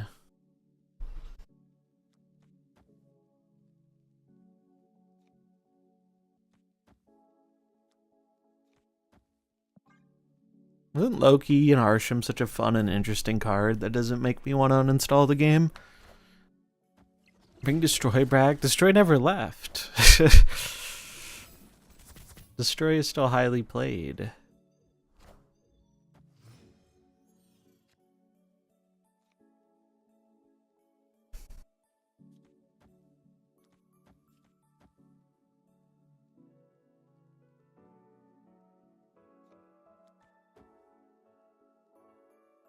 Bum bum.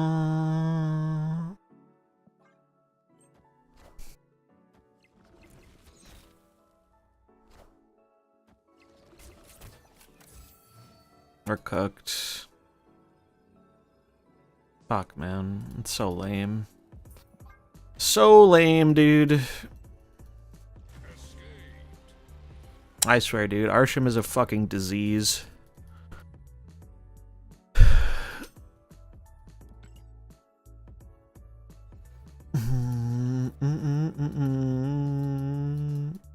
Like, every time I play that dog shit, it's like, it genuinely makes me question why I still play MarvelSnap. I hate it so very much. You think Doom 2099 will still be reasonable when US Agent's out there quite a bit already? I think Doom seems very pushed. I don't think Agent would be enough to... I think, if anything, the counter to Doom is going to be more like junk, clog kind of stuff.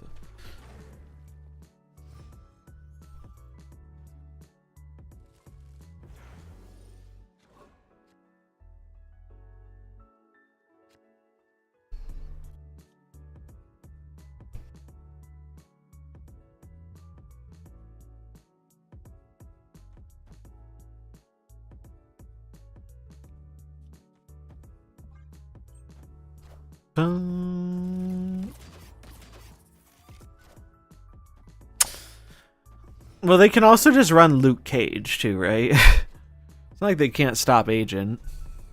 Oh boy, Arsham.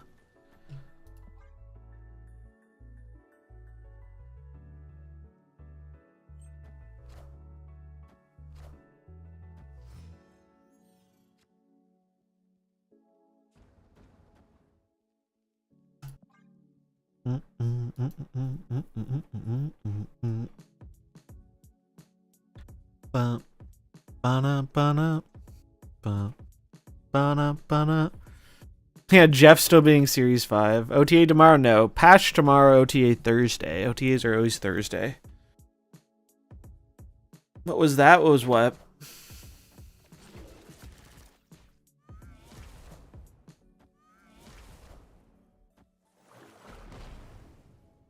Okay. Pyramids. How's Snap recently? The gameplay is pretty decent. The economy is as bad as ever. And people are getting kind of sick of it.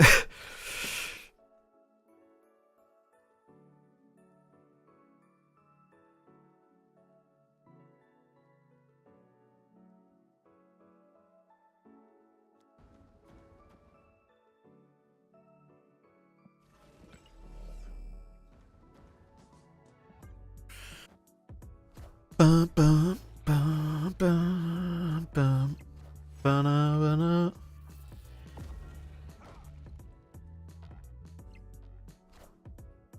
It's annoying.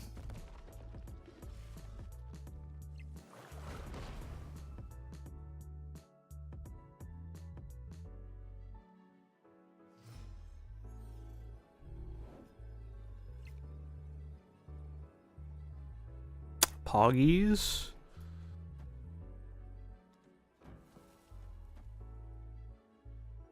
Ba-na, ba-na, bum, ba-na, ba-na. Power must be controlled. Suck my ass, Arsham.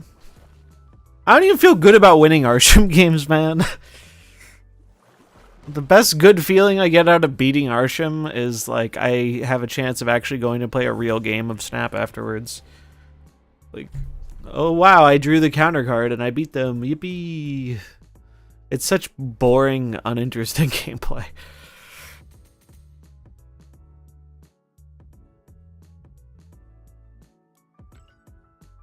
I agree. Completely replace the deck.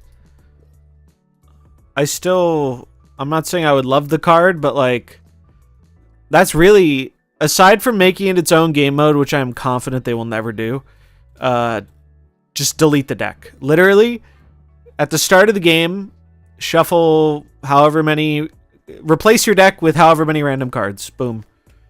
Card fixed. Because the thing is, obviously it'll be annoying when they generate the nuts, but it can't be overstated how many of the times Arsham is fucking annoying is because they drew, the 18 tech cards or Blob or Eliath they put in their deck. If they can't put those in their deck every game, this card suddenly becomes significantly less annoying because it's all fucking math based. Statistically, what you're supposed to do against a deck that has less odds of drawing the answer is you're supposed to put them on having the answer, because the odds are in your favor. But when they do have the answer, you feel like shit because you made the mathematically correct thing to do and they shit in your mouth because you did that. And it's just like, well, fuck me. And it's like, I didn't learn anything from that. I learned I apparently shouldn't do the mathematically correct thing. Make them have to play Agatha. Yeah. It's just, it's so fucking stupid, man. It's so fucking stupid.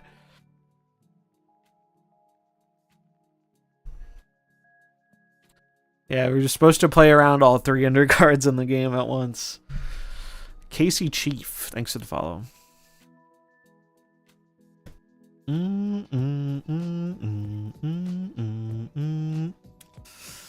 Although watching people 180 on I just like playing random cards would be really funny. Yeah, that's the thing, like, bro, like, I know some people who say that, and I don't doubt a lot of them think that.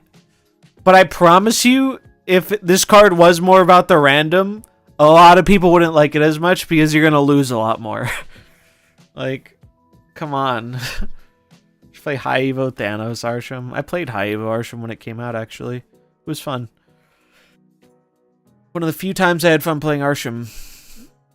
They're the old Loki players. There are more Arsham. There are probably like 5 times more Arsham players than the old Loki players. You got to understand, like, people were really bad at playing old Loki.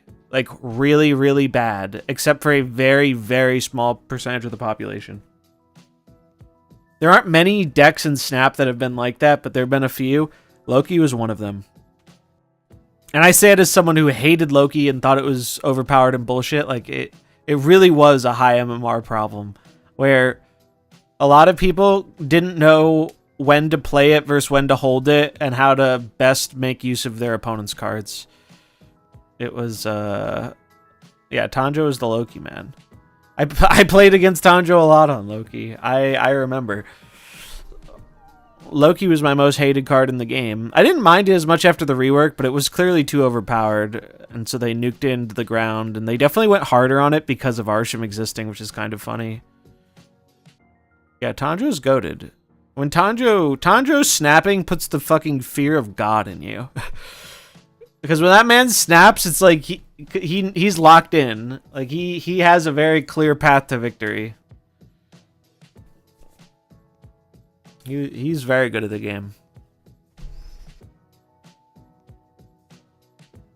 Like, I even got some Loki splits because I finally played the card after the first rework. Great variant.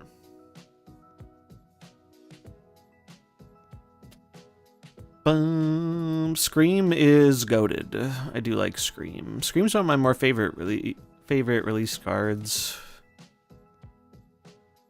I haven't played Scream in a bit though.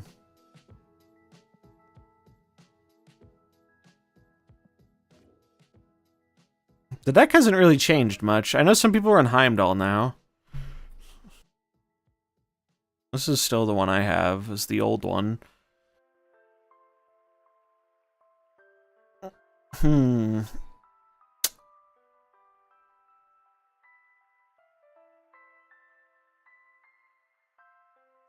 There is a bit less cage now post Galacta, so you can probably get away.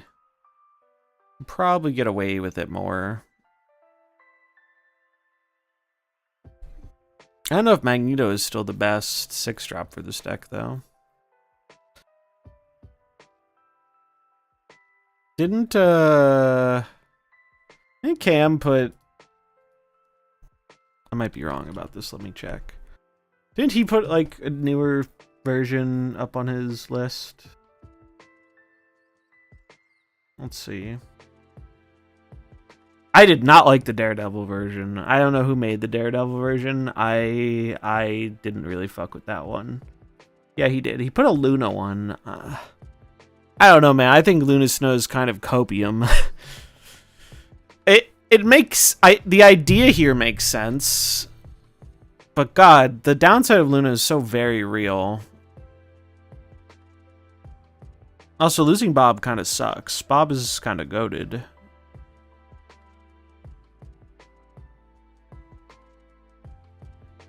So he cut Bob, and he cut Cannonball. I actually think Cannonball is really good, too. Anyone seen Huskies? I haven't seen Husky in a little bit. He's probably just busy, though. I'm surprised he's not playing Hella. Hella's back, baby. He streamed a lot, though, for, like, I think, like, the last month. He streamed quite a lot, so... Sometimes people just need a break.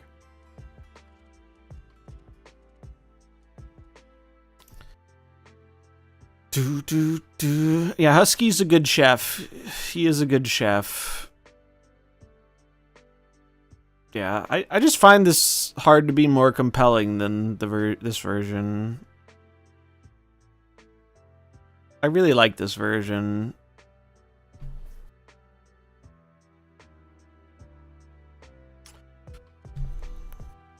Do we ever see that Captain America's back in Marvel movies? The actor. Yeah, I saw a tweet about that actually.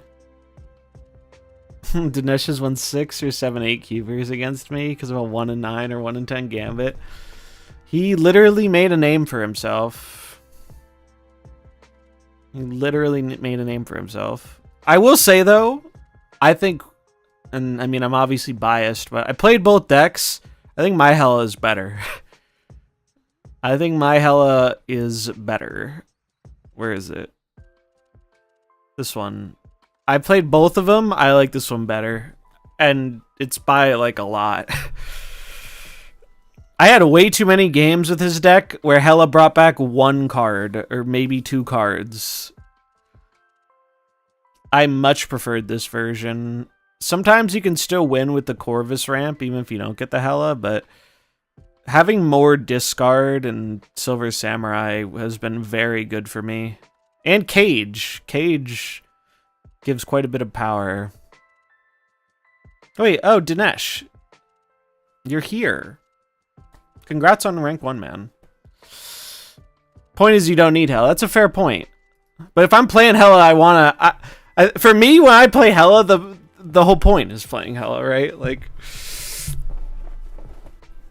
I do very much like your creativity with it. Also, you have some sick splits.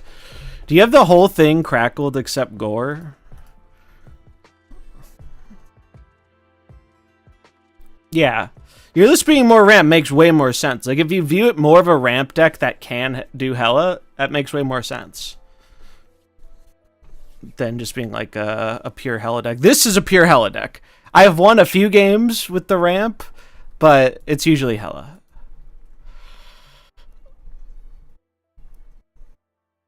Saving gore splits into comp ends. I see.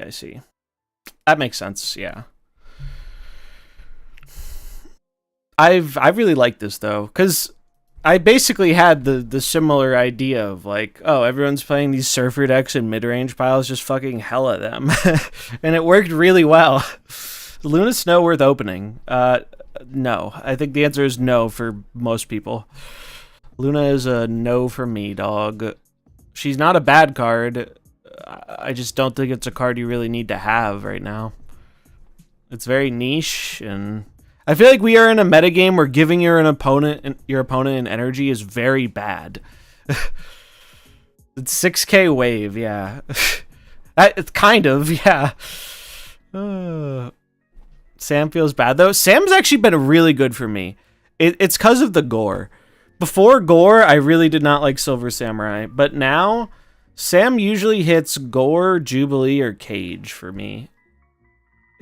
And sometimes it has won me the game off of the discard. I really like this version.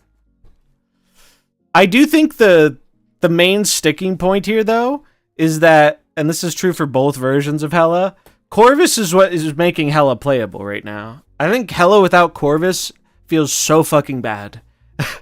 You need the extra discard. And, I mean, the ramp's helpful too sometimes, but, like, the extra discard matters a lot. And it's worth the risk of sometimes losing the game. It just is. Like, it is worth. Samurai, basically, gore is what made us be able to play Samurai. Gore also is a huge part of what this deck needed. It needed another big fucking thing that was, like, near infinite size. And it's good. It's just good. I don't know. Maybe if I play it more, it'll eventually trend more downward, but I've been very pleased with this deck. It just works. It felt clean. Pretty convinced there's a Luna Prof deck, but not spending the keys to build it. Yeah, like, I do want to say, like, the reason I'm not recommending this card is not because it's, like, a bad card. I just, like, I think the cost of building around it is, it's really hard to find a deck that, like, wants to do that. Like, the main things, I think you said this before, Stefan, the main things you're trying to do with this is, like, you play us on 3 and then you play Sarah or Professor X on turn 4. That's, like, one of the big things. And I actually did have some success with a Luna deck that I can show. This deck. Luna was pretty good in this deck, but it's because she was being used redundantly. She was being used as another way to cheat out Iron Man and Gore. She's not really the star of the show. She's just kind of like a supporting piece. Yeah, Havoc too, yeah. I actually like this deck quite a lot. I was pretty pleased with this deck. This is my favorite Luna deck I played. Sarah Onslaught. You haven't seen much of that, but that could be a use case for Luna for sure. It's just like, my main thing is a lot of the decks right now that are good really benefit from really benefit from having an extra energy. So usually when you and your opponent are both getting the same effect, the idea is you build your deck in a way to do it better, and I think it's hard to do that. I do like the Silver Samurai for Gore. It's just awkward sometimes. There are definitely times it's awkward, but I found it better than not most of the time for me. She's not very good in a meta where people are playing value piles, true, and Arsham, right? Exactly. That's kind of exactly my point, is when people are playing like Iron Man and Gore and a bunch of 4-drops, like The extra energy benefits them a lot, and that's why I thought this card was going to be kind of mediocre. And so many people were telling me, like, nah, Luna's cracked before she came out. And Luna's like, I've seen so few brews around this card. Later, Major Tool. So what's the case with Havoc and Luna on board? You just have to have one energy cap more than you're supposed to. Yeah, so like, Havoc eats your extra energy, basically. So Luna gives you one additional, so it basically keeps your energy the same, but you just get to feed Havoc for free. And thanks for the follow.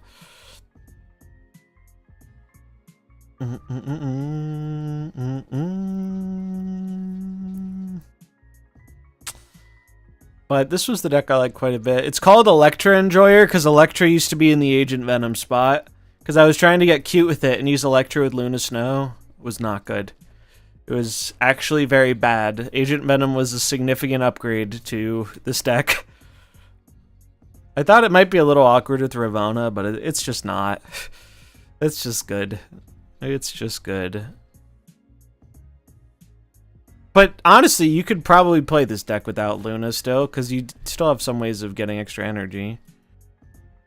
Yeah, exactly. That's pretty much exactly what I'm saying. She's not bad. She's just not worth the price of admission. And it doesn't help because the spotlights are cheeks, right? Bob is popular. Is that in relation to something? Blue, if you're still here, what are the Bob stats nowadays? Oh, we can do something exciting, chat. It's 10 p.m. We can split Galacta. We can see if we get an inked Galacta. Placing a very cringe arch from Thanos. Pray for me. Can we get some prages? On the card, yeah, like what are the stats in terms of like how popular it is and its win rate and stuff? I'd be curious. Oh, in relation to Electra isn't a bad option. I see. That's true at high MMR, yeah. Although I feel like when I played Electra, it I did not see any Bobs. That's probably bad luck. Agent Venom did very well for me though. We are gonna Gamba. Prediction. Start prediction. Ink or no? Ink? No. I can only get an ink. It's my fourth split.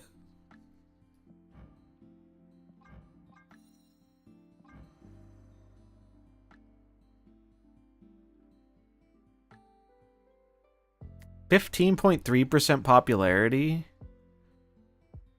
Oh, I put a very small timer on this Gamba. Get in if you want it. I did not mean to put 30 seconds, but... You hate Electra? Why? Electra's based. Yeah, there are a lot of good hits in the metagame. I just feel like usually you have to hold it, and having to hold it was really awkward. It's the highest. Oh, blue scented. All right, let's look. Let's look.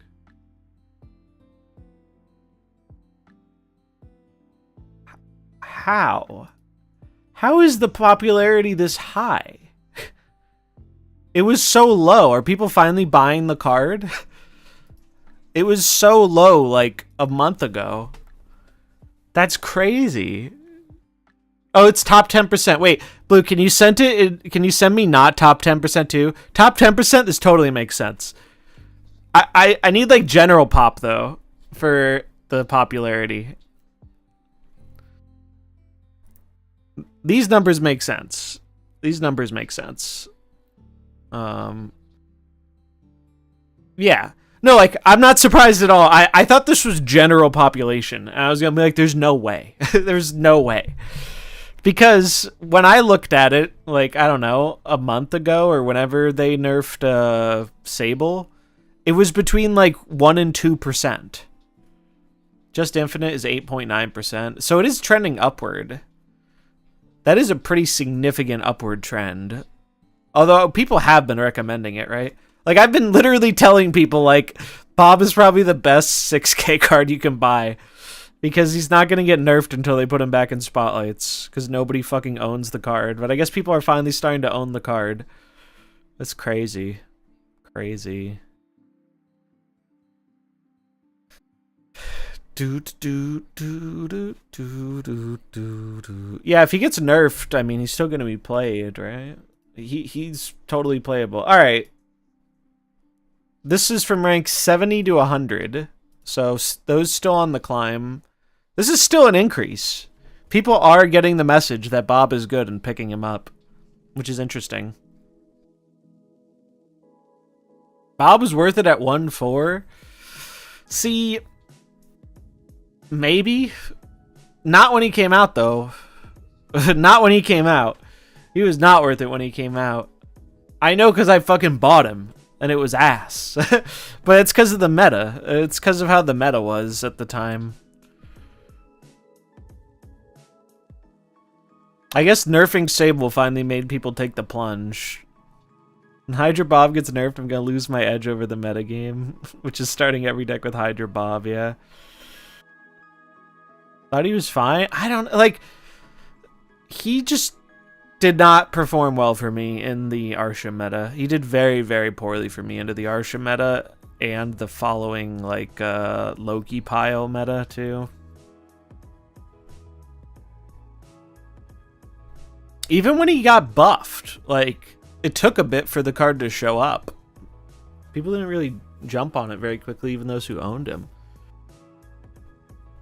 But I think that's because everyone kind of, myself included, assumed that his effect was more of a downside than it really is.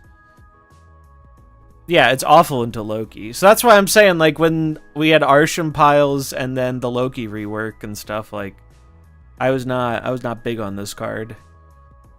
As soon as that shit went away, though, yeah, Stonks went to the moon. It's just... This card is the perfect example of what is wrong with this card game's acquisition. People miss their opportunity to buy it in fucking July, and it's December. And we know he's not coming in January. His effect is skill testing. I agree. It's actually a very interesting effect. It's very interesting turning the snap into a gameplay mechanic. I think that was actually a very cool thing to try. The card is just overstated. It definitely should be a 1-4 again, but it's one of those cards that doesn't... People don't see enough of it to be bothered by it, and it's like, I don't know. It's just a card that doesn't seem to annoy a lot of people.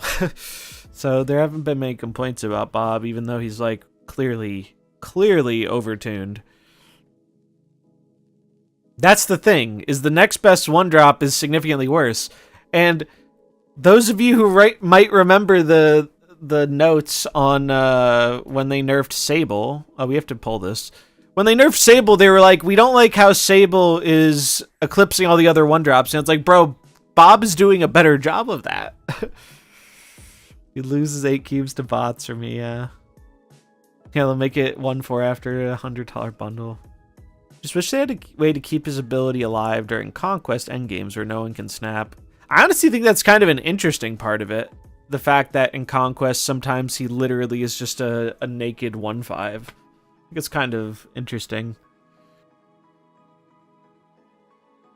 Yeah, I mean, even at 1-4, Bob is still, like, the goated one drop. Please? Sad. Doubters rewarded. Doubters rewarded. Big Sag. I've had good luck on inks, though. 1, 2, 3, 4. Damn. Alright, so... You know, it's going to be interesting. I don't know if anyone's talked about this. Do you guys think they're going to force an update tomorrow? Because if you don't know, you don't have to update your game immediately, at least on phone. Steam, I think, makes you do it unless you have it turned off. On phone, though, you can usually have a few days. So if you want some extra split days, unless they OTA it or something, you can get a few extra good split days by not updating your game. I feel like they already reverted. I don't know, I've still been getting pretty good splits.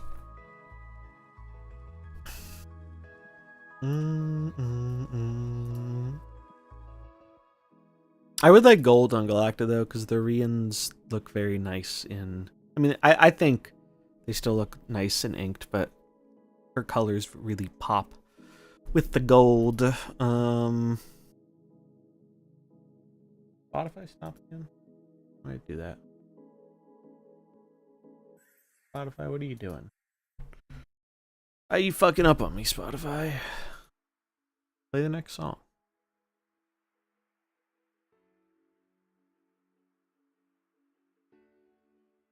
Okay, there we go. There we go. Inked Gore looks sick. He does look like he's a little happy to see you, though. Although he kind of looks that way normally. Bro's just rocking out with his symbiote out, you know? No way Splitmas continues Sans update. That gets turned off tomorrow at 10 a.m. sharp. Do you think... Well, I think it's more a question of what their technology is like. I didn't even realize I had a purple Crackle Gore. What does this look like? Kind of cool. Also, what is going on here? Weird visual bug. I think it all depends on, like, how they structure it, right? Like, does it require a full patch to... Does anyone remember if they needed a patch to put on the increased rates? I think they did. I'm pretty sure they did. Now, they might just force the update. That's also a possibility, but they haven't most of the time. Yeah, I would say they're going to force the update. The border thing. Yeah, the borders are cool. Card customization's cool. For those who weren't here the other day, we talked about this a bit. I have a list. Here it is. I have a list of all the things MarvelSnap has added to the game in 2024. We made a list. And I want to do, like, a kind of, like, tier list. Or, like, I don't know. I need to figure out the best way to format this, but I want to talk about all the things that got added and whether it was, like, a good thing or a bad thing or kind of a neutral thing.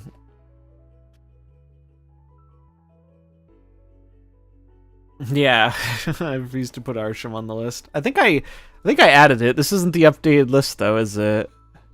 Or maybe it is. I don't know. I put this on.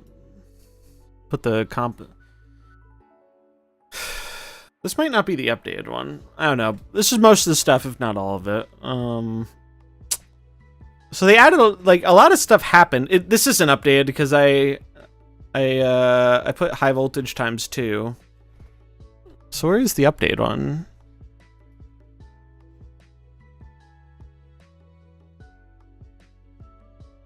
What is this?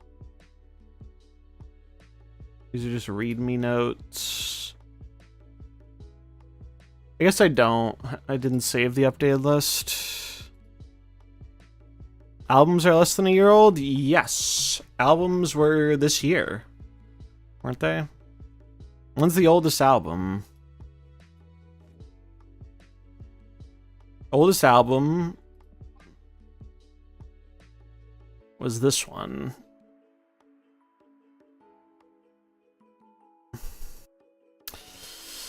Yeah, I mean, if you look at the list, there are a lot of good things here, but I think a lot of these things are kind of forgettable, or they're only good to, like, certain groups, you know? We talked about this a little bit last time. One new card a month. This is probably the most, well, maybe not the most controversial, but this is one of the most controversial things I think here, because some people really like this and some people really don't. Because if you already were feeling a little behind or like you were close to getting behind, I think the one more new card a month really accelerated that issue. I think they really needed to figure out their card acquisition shit before they added this. And I think it sped up the pain. We did add Rivals collab, but it didn't save, so I'll put it on. First collab. Rivals, and I did add Arsham to the list.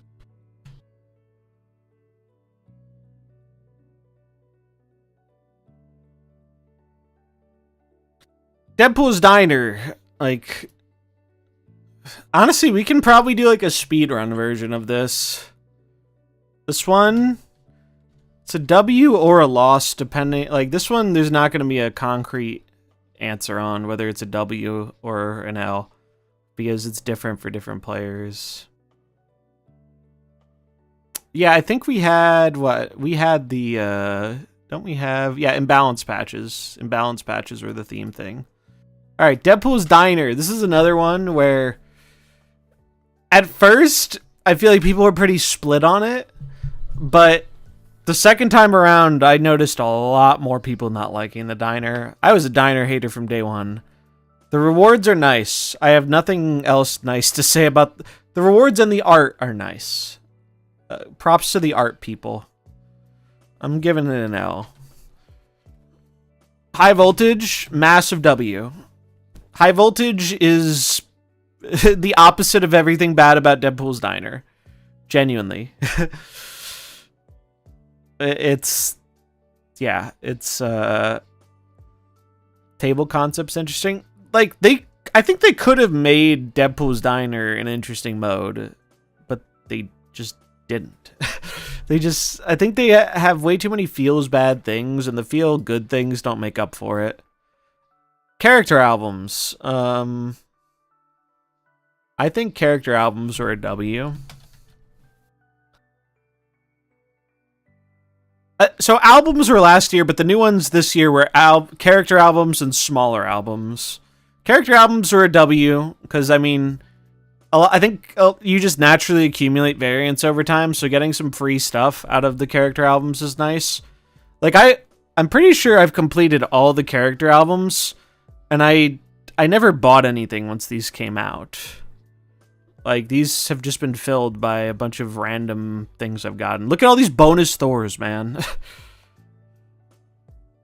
So many.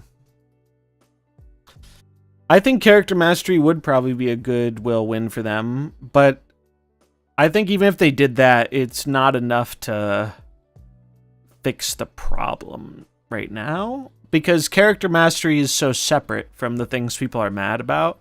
It would be a little distraction. I'm very convinced they're not adding Character Mastery tomorrow, though, because there's no way, like, Character Mastery, people were really mad when it got canceled, and were really happy when it was announced it's coming back. They're not going to not include that in the season overview video if it's coming. I just don't believe it. Like, that'd be such a stupid thing to do, to just not put it in your highlight video. That, I mean, those highlight videos get so many views for the new season dev updates. They removed the "you lose" message when you lose in Conquest. Really?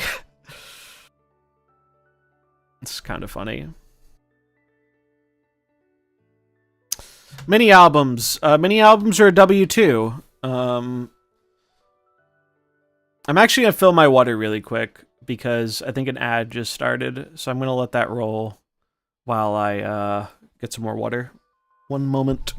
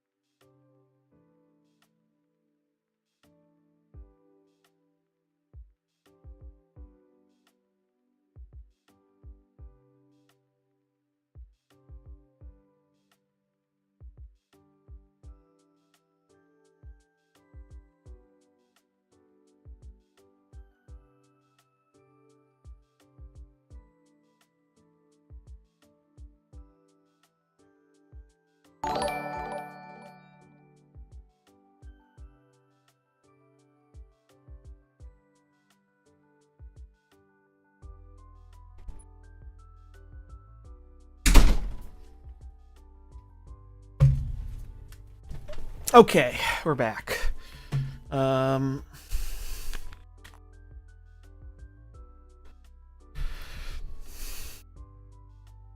Devil's Diner mocking the player base should be on here. I mean, it's just under the umbrella, right? Yeah, I don't think there's going to be any big surprise tomorrow. I would be surprised if there was a surprise. Collector's Vault. I've talked about this quite a bit. I think this was a feature that sounded really good, but was implemented poorly. Like, hold on, let's pull it up.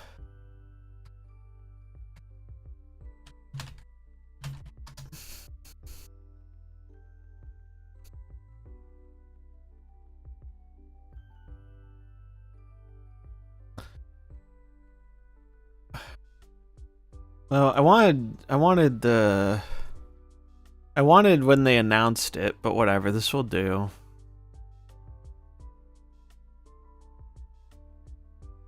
So, like, here's the problem. This was a good idea. Bring back variants that were in bundles that people missed out on. Good. I know a lot of people criticize the pricing. I don't think it's unfair to criticize the pricing, but I think the pricing is not the main thing that's wrong with it. The main thing that's wrong with it is that it gives you such a small offering that it's kind of like the same problem the shop has. The odds of you seeing the thing you actually want to buy are so low that it's made this feature kind of irrelevant for a lot of people. Which sucks, because they took something that people were excited about and they made it hard to engage with. And that's not even from a price perspective. That's just from a, like, assuming there's no problem with the price, assuming you're totally fine spending the gold, you can't even get the thing you want. The fact that this doesn't refresh is so stupid. I think it's getting an L, which is sad, because I was actually, I say this as someone who, regardless, wasn't going to use this feature either way. Like, I have no horse in this race for using this feature. Like, there's not really anything missing that I want. Like, if I really wanted a bundle, I bought it. So I'm not ever really going to use this feature, but I was happy that people who missed out on something, maybe like a variant for their favorite character, if you could get that anime Sarah you missed out on, like, that's great. That's great. But, like, when there are a million other variants and the odds of you seeing it are so small, it's like, this is like a peak example of how they're using FOMO to drive their sales, but they're leaving money on the table by doing so. They're trying to make it scarce, so that way when it actually shows up, you feel like, oh, if I don't have enough gold, I'll buy the gold. But in doing that, they're missing out on the gold from the people who would just buy it if they had a better odds of actually seeing it. Because by the time that variant shows up, maybe they put out another one I like better, you know? Like, it's just dumb. It's getting an L. It was a W that only Second Dinner could figure out how to turn into an L. Great daily credit change. This is another controversial one. This one's getting a W or an L, depending on what kind of player you are. If you're someone who is already logging in every 8 hours to do your booster shop, it's a W, because you get extra credits for doing nothing different. If you're someone who doesn't want to log in every 8 hours, it's a pretty easy L.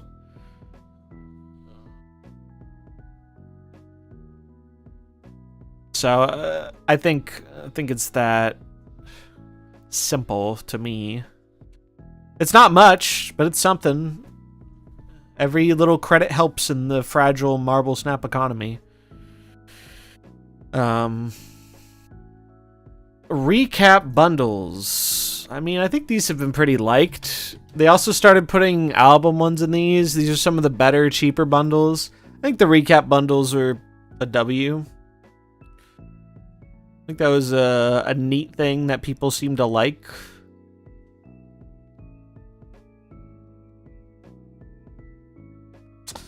Web store weekly bundles. I don't really have an opinion on these. They're better than the shitty 4U offers were in the shop. They're not really great bundles. It's nice if you really wanted the variant, I guess. But I don't really have an opinion on these.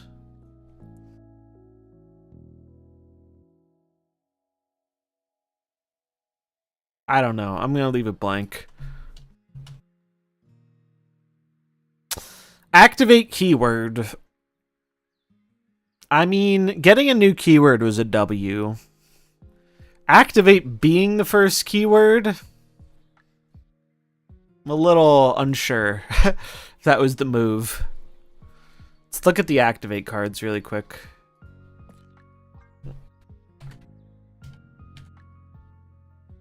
Activate. These are all the activate cards.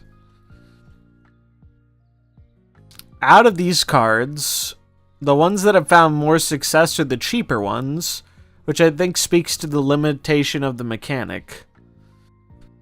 Aranya and Black Swan and Fenris are the best three by far.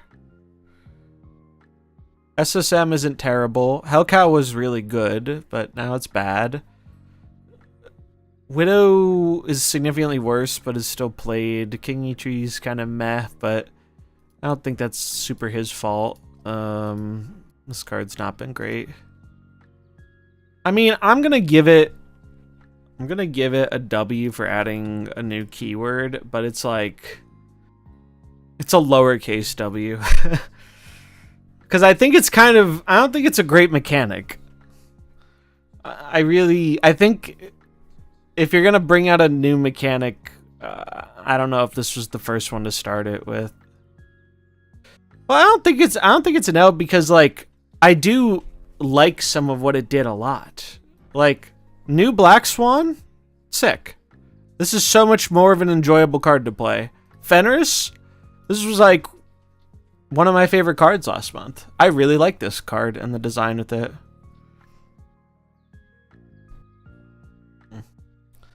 Like, I think mechanically Activate is fine. I think some of the card designs weren't very good, you know? They under-delivered. It could be so much more. Yeah, but that's Snap in general. You know, we're operating in, that's like the baseline, you know?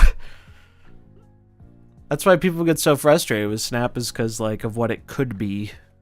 I think Activate should be Red Guardianed. What do you mean?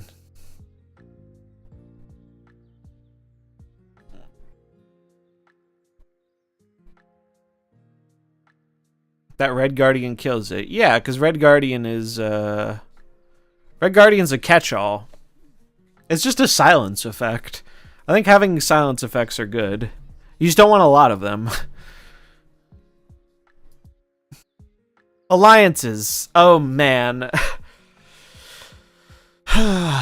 It's gonna pain me to do that one. When it came out, I was really pro Alliance. Seeing the long-term impact of it, I'm pretty anti-Alliance. My opinion on Alliances has shifted a lot. I think I'm gonna give you a W or an L, because this just varies a lot player to player. Like, I don't think there's gonna be a universal feeling about this one. I'll explain my feeling though. This one is another one where it's like, it depends a lot on what kind of player you are. Because I know some people who the game has become much more enjoyable because of this feature. And I felt that way at first too. I wasn't interested in alliances at all. I did not care. And I made one, and it was kind of fun working to rewards with players. Like other players I knew, like a cumulative goal. But the rewards are pretty small, and the work they require you to do is much more than it's worth. And if you're running an alliance, it is so much more work than it's worth because of all the ups and downs of Snap. People quit or play less, and then you have people not finishing their alliance missions, so you have to like find new people, and it's like, bro, I am so not about that. Like, I am so very not about that. So it went from something I really enjoyed, and I had, you know, we had an alliance that was getting a lot of the things done, to, I mean, we still have people who put in work, but you can, I mean, look at it. Like, half the alliance is barely getting any points. People fell off it. People fell off it. The quests suck. I really think there's, I think whether you like or dislike alliances, I think most people can agree their quest system is not good. Like, I just don't like it. I don't like their quest system. Because people always, like, people take the ones that they can easily do without changing their deck, and so it gets full of all of this. It gets full of things people don't want to do, you know? If there was an alliance competition, would it be good or bad? I mean, probably good if you really like alliances. Probably bad if not. One sec. Nate is aiming for 8. Works for me. 8 is 11, so that's 25 minutes. Okay. I think they could fix a lot of alliances if they just made the cubes count for more. I have a lot of my points are cubes, actually. Cubes count for so little. Make cubes count for significantly more, and I think you fix a lot of the problems with alliances. You just need to let people get points for playing the fucking game without jumping through hoops. I think it's that simple. And then alliances would be a decent feature again. But they just I don't know. I'm severely disappointed that something I thought was like an exciting addition to the game has like soured so much over time. Don't you get some points for cubes? You do. It's very little. You get 2 points, I think, for every cube. I believe it's 2 points per cube. So, like, you get some, but the bounties are... Is it 4 points? Did they up it? It's a very small amount. Like, I don't mind the bounties being the better way to do it, but I think it should be possible if you play it a lot to just get it off of cubes. Because I'll tell you, I put in a lot more work getting these points than I did getting these points. And I have over double these. And I think that's unfortunate. So that's a very easy way I think they could help fix alliances. Custom card and upgrades the system. Easy W. One of the best things they added this year. Good feature. Not much to say about it. Borders are the same thing. I think borders are a W, especially now that we've gotten more free ones. Like, just a good addition. Emotes. I mean, yeah, I think emotes are probably also, like, just a nice thing. I know, you know, sometimes they're annoying, but I think they're a net positive to add more options of expression in the game. Buying tokens for gold. I really don't have an opinion about this, but I know a lot of people weren't happy about it. I know a lot of people were not happy about this. I really don't care very much. It's not something I'm ever going to engage with. So I don't know. No more emotes in the past. Yeah, they stopped doing that. I wonder if they just started running out. They also haven't put new emotes in the shop in forever. You guys think it's a W? You guys actually use this feature? Is this a feature people use? I thought Token Tuesday was a thing. Yes, Token Tuesday was a thing. This is different. This is, you can just directly, if you're missing an amount of tokens, I can't show it because I have more tokens, But if, let's say I had like let's say I had 3,000 tokens and I went to buy this, it would be like, you only have 3,000. Do you want to pay this amount of gold for the remainder? Before, you could not do that. Emperor Hulkling, yeah. This is the only card I don't have, by the way. I am not spending 6k tokens.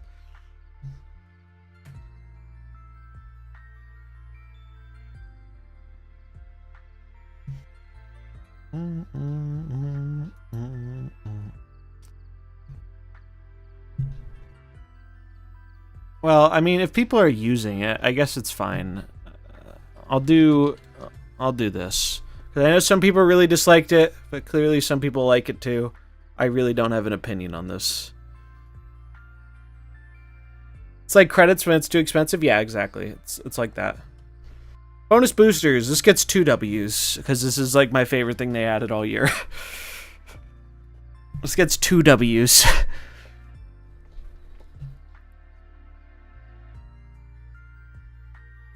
Galactus web store spin. I mean, I'll give it a W because it's just kind of free shit, and I was already going on the web store if I was gonna buy anything anyway. So it's not a big W, small W. Let's get small W.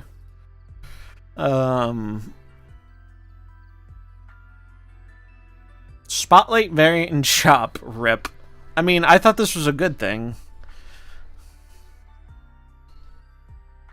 I guess it gets an L because they removed it. I don't know. I mean, it was a W, I think, because I think making the spotlights purchasable again was good. The price was too high, but I'm giving it an L. It's getting an L. Imbalance patches, easy W. Imbalance patches were cool. Wait, they removed it? Yeah, they said they're not doing it anymore for now. They're gonna re-implement it sometime, but they didn't like how it was taking up parts of the shop. So when it comes back at some point in time, it's gonna be its own thing.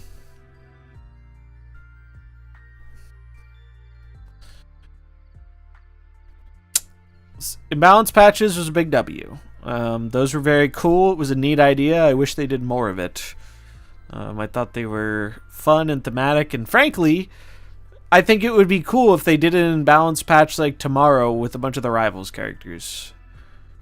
That would be neat. And they don't even need to use all the new characters because, you know, most of the Marvel Rivals roster is already in this game.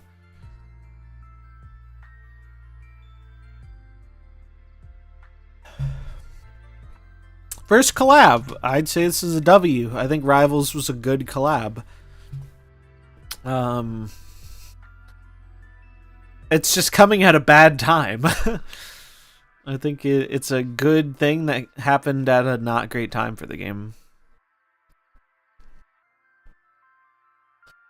Extra category. Variant shop lately giving you can't get old album variants. They got, wait, variant shop lately giving you can't get old non-album variants. Oh yeah, like it's hard to find what you want. Yes. What's imbalance patches? Basically, they were like temporary updates that made cards work a little differently. Like for Avengers vs. X-Men, they gave you a bonus if you had like a certain number of X-Men or Avengers down. There was one where they did like card pairings for Valentine's Day. So like if you had Scarlet Witch and Vision, they both got like +1. It was like, it was neat. It was a cool little thing. Yeah, they always know it's best. Yeah, the shop is such a joke. Bro, the shop's always been a joke. It's just gotten worse. I waited a year for Chibi Armor back before we even had albums. The shop has always been bad. It's just got worse.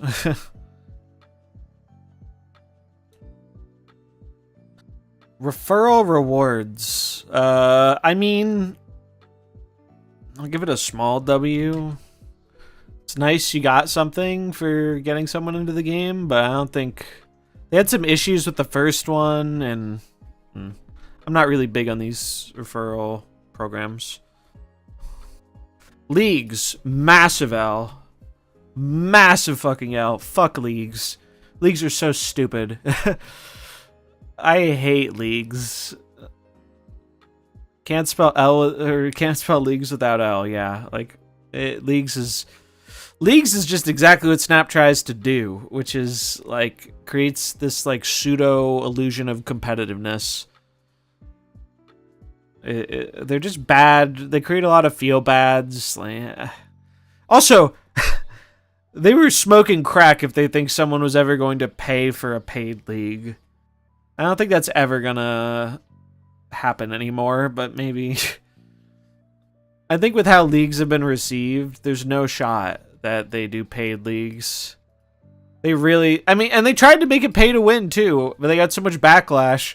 And their response to the backlash was, sometimes we have to do things that we know are bad because we have to see how much you guys are willing to handle.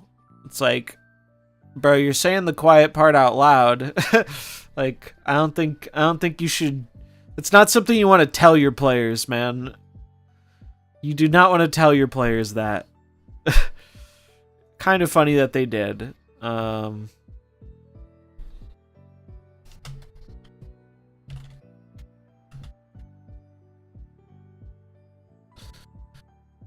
Yeah, that was fucking Leagues, man. Leagues was so dumb. Leagues was so dumb. The one W that came out of Leagues was, it was really funny how abusable it was at the beginning, and my video popped off. That's the W of Leagues for me. My YouTube content did fucking great.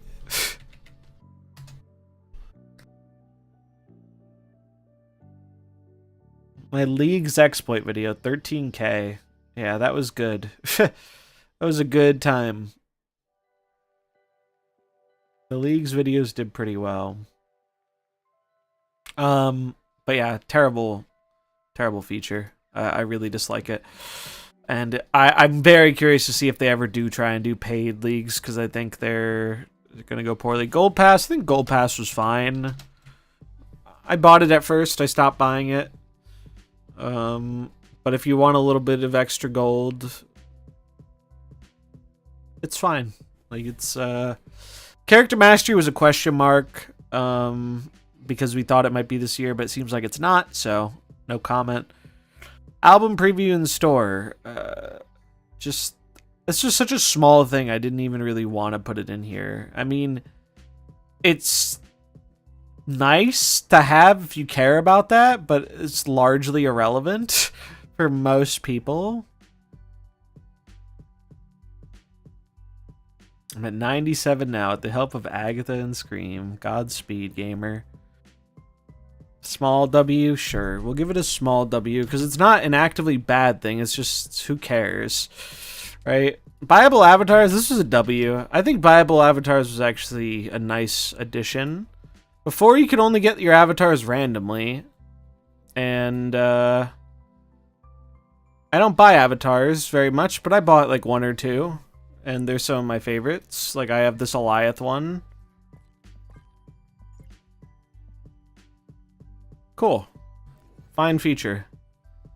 New season loading screens, easy W. This was cool. It's a small thing, but it makes it look nicer. Various compensation for mistakes. I mean, I think it sucks that we have to like drag it out of them each time, but the actual quality of the compensation has been pretty good. I can't really complain about what we've gotten. It's just annoying how we always have to go through the song and dance of them being like, this is what we're giving you, and then get mad about it, and then they're like, all right, JK, we're giving you something better. If you just cut out that middle step, it's there'd be a lot less headache. But yeah, the collab is a W.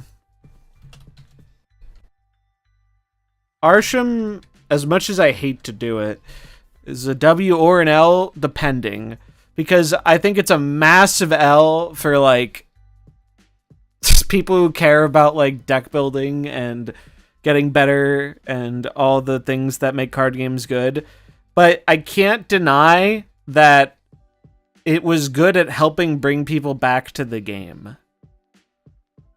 I know a lot of people who came back to the game or started because of Arshim. Mainly came back to the game, though. Even though I think it's the epitome of cringe. I think anytime they add a new archetype, I think it's usually like good that they're trying that. W for the first week, L after that. Yeah, I mean, that's kind of my opinion, too.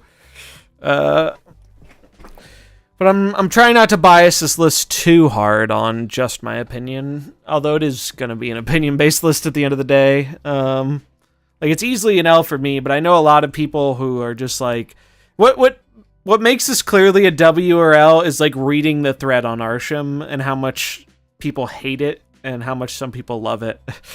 It's just a divisive topic. I am praying so hard we get an Arshim nerf, though. Either tomorrow or in the OTA. Please, God, nerf his bitch ass into the ground. I did finally put him on the list. He made it. All right, so we have a rough draft of opinions here. I guess I'll give this a small W. Yeah. I think this is reasonable. So if you look at it, I mean, there were more W's than L's. It's just, I think, the fact that nothing was done towards card acquisition this year is a massive L. Like, shock we have alliances as a W. Well, the thing with alliances is, well, it's either. It's either. Like, for me, I feel pretty negatively about alliances now. But I also know a lot of people who really like them. Like, it's a feature some people really, really like. But, and I liked it at first, too. I liked it at first. I don't really like it anymore, though. What's the collab? I didn't feel like anything had a collab. The collab is Marvel Rivals. The collab is this whole season. Is they teamed up with another game to put in cards from the other game.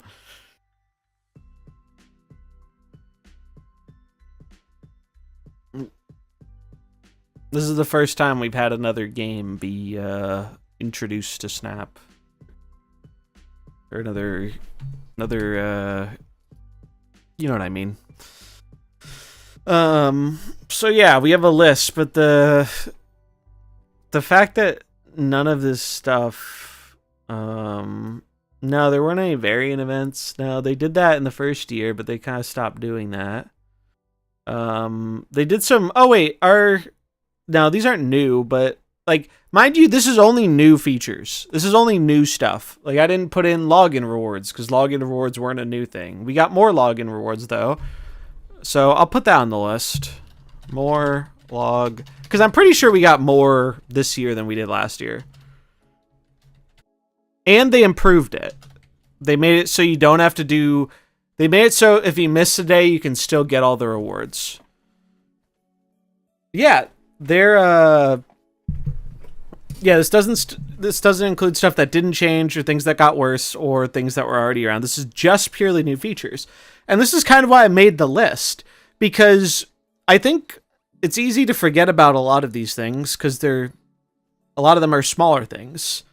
Like, I think a lot of the things on this list are kind of forgettable. And maybe that's part of the problem. Like, the good things they do are often kind of easy to either overlook or not engage with, because not every one of these things is useful for every player. And the bad things really stick out, and the lack of card acquisition updates is, I mean, I'm just gonna put that on here. I think maybe it's just like, this shows how big of a problem they have. You have all these good things and they can't get past the fundamental design issues for card acquisition. Yeah, exactly. The fact that, like, I don't know, people, many people have lost their faith. Like, the Emperor has no clothes. Like, I don't think people believe that they're actually going to come up with a good solution. I'm giving High Voltage a double W because that mode really was, like, I think one of the... There are very few things on this list I can think of that people were more happy about. High Voltage was goated.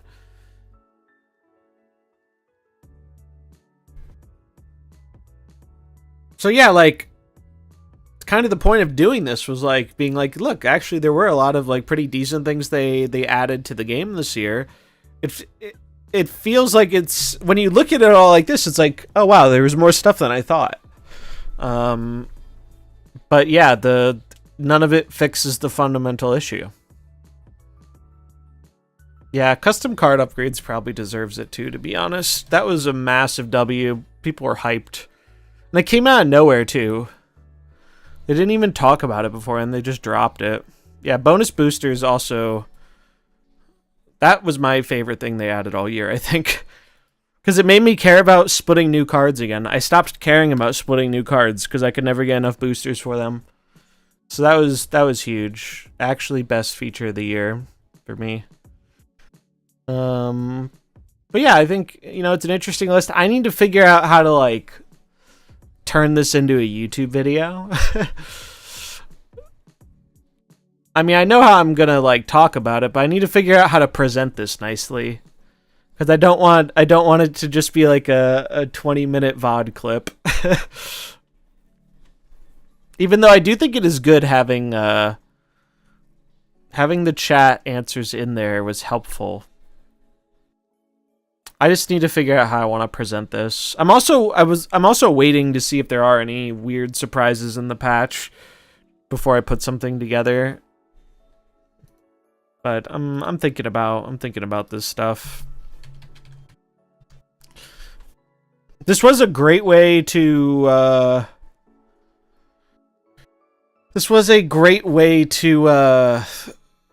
kill some time though while we were waiting for Nate and getting the show started. Unfortunately, that means no POE2 today on stream. Sag.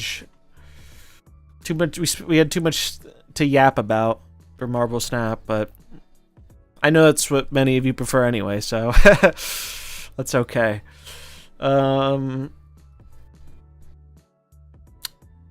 I think it's an interesting list, though, and I'm just so curious to see how 2025 goes. I really am.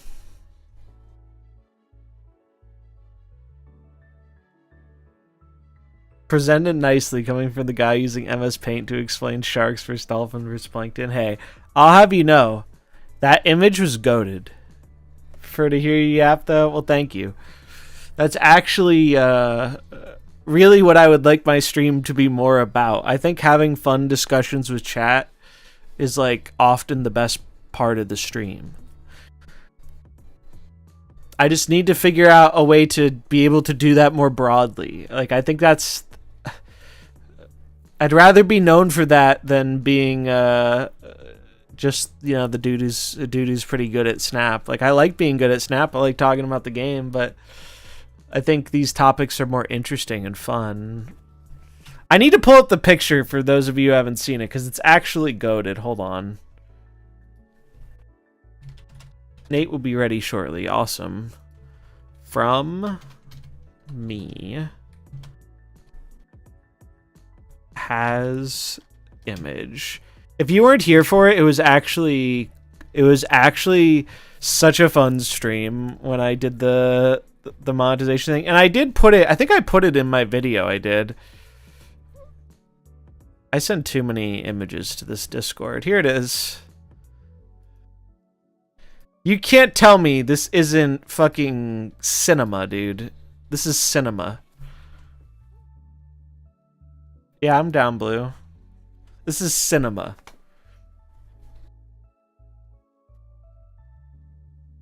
Actual cinema. Paint should be my gimmick for YouTube. Honestly, I might. I might try it. I don't see any Krakens here. Yeah, I didn't really Krakens were a bit above the point I was trying to make, because they're just a different tier of whale. Hello. Hello. Make sure... Say something? Hello. Okay, chat can hear you. Cool. Cool. Probably turn it down a little.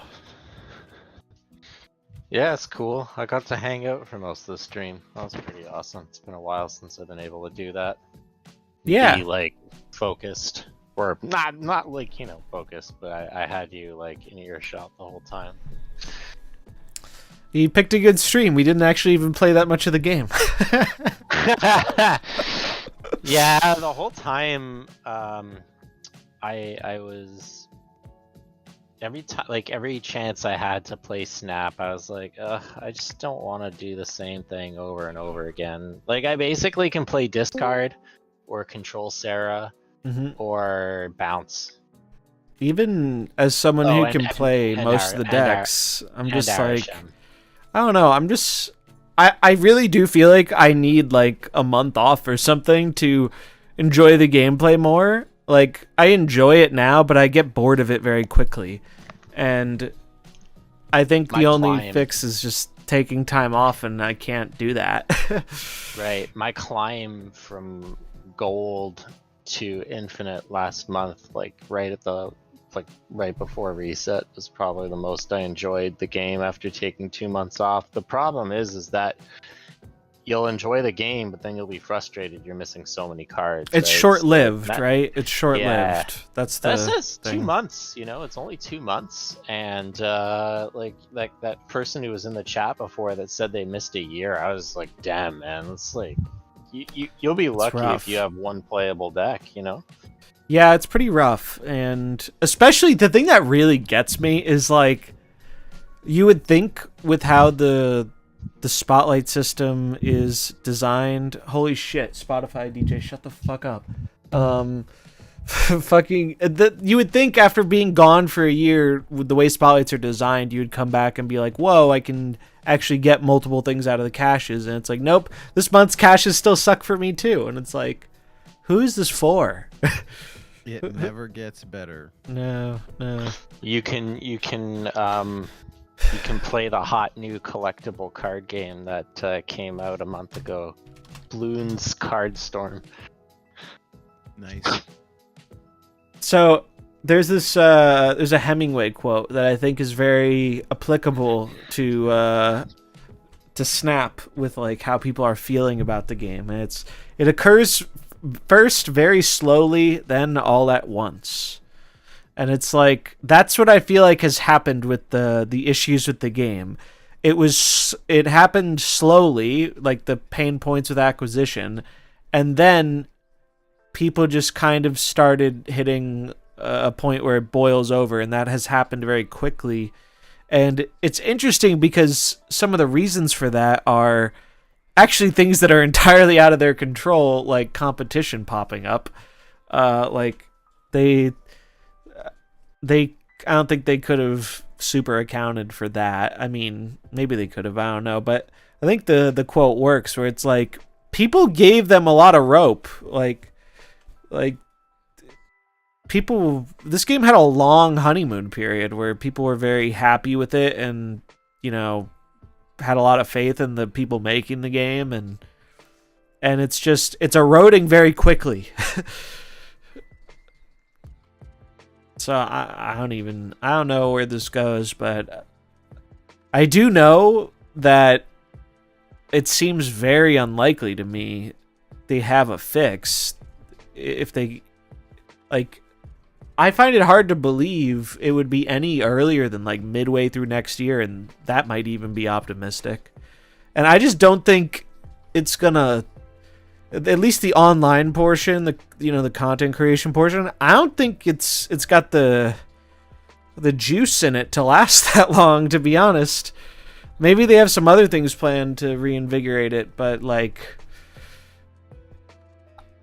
it feels like it's going to be hard to coast. And if you get some of the big people who end up if they actually end up leaving, it doesn't like you're not going to get people. It's not like Hearthstone, right? Where like Hearthstone had so many big people over the years, but you know, naturally people move on and new people come in to fill those spots, and the ecosystem sustains itself, right? Maybe it's not as popular as it was in 2015 or 2016, but you know, it's still a sustainable ecosystem. The content space in Snap is not a sustainable ecosystem. You can ask any content creator, they'll tell you that. It's like you can't. There's a reason you don't see new Snap people very often coming into the scene. It's like impossible. Like that's the thing. Like Hearthstone, especially with rotation, there are points for new people to enter and be able to engage with the content and the other online players and all this stuff. And Snap's just not good at that. Snap, you're gonna be waiting like a year just to finish Series 3. Yeah, I don't know. Like, I mean, maybe someone could make it their like brand to be like, I'm starting this game like when it's too late, and they said I couldn't, but You like can. that seems like You can. No, and I know you can because I watched this happen. It wasn't that specifically, but I watched and I've tried myself.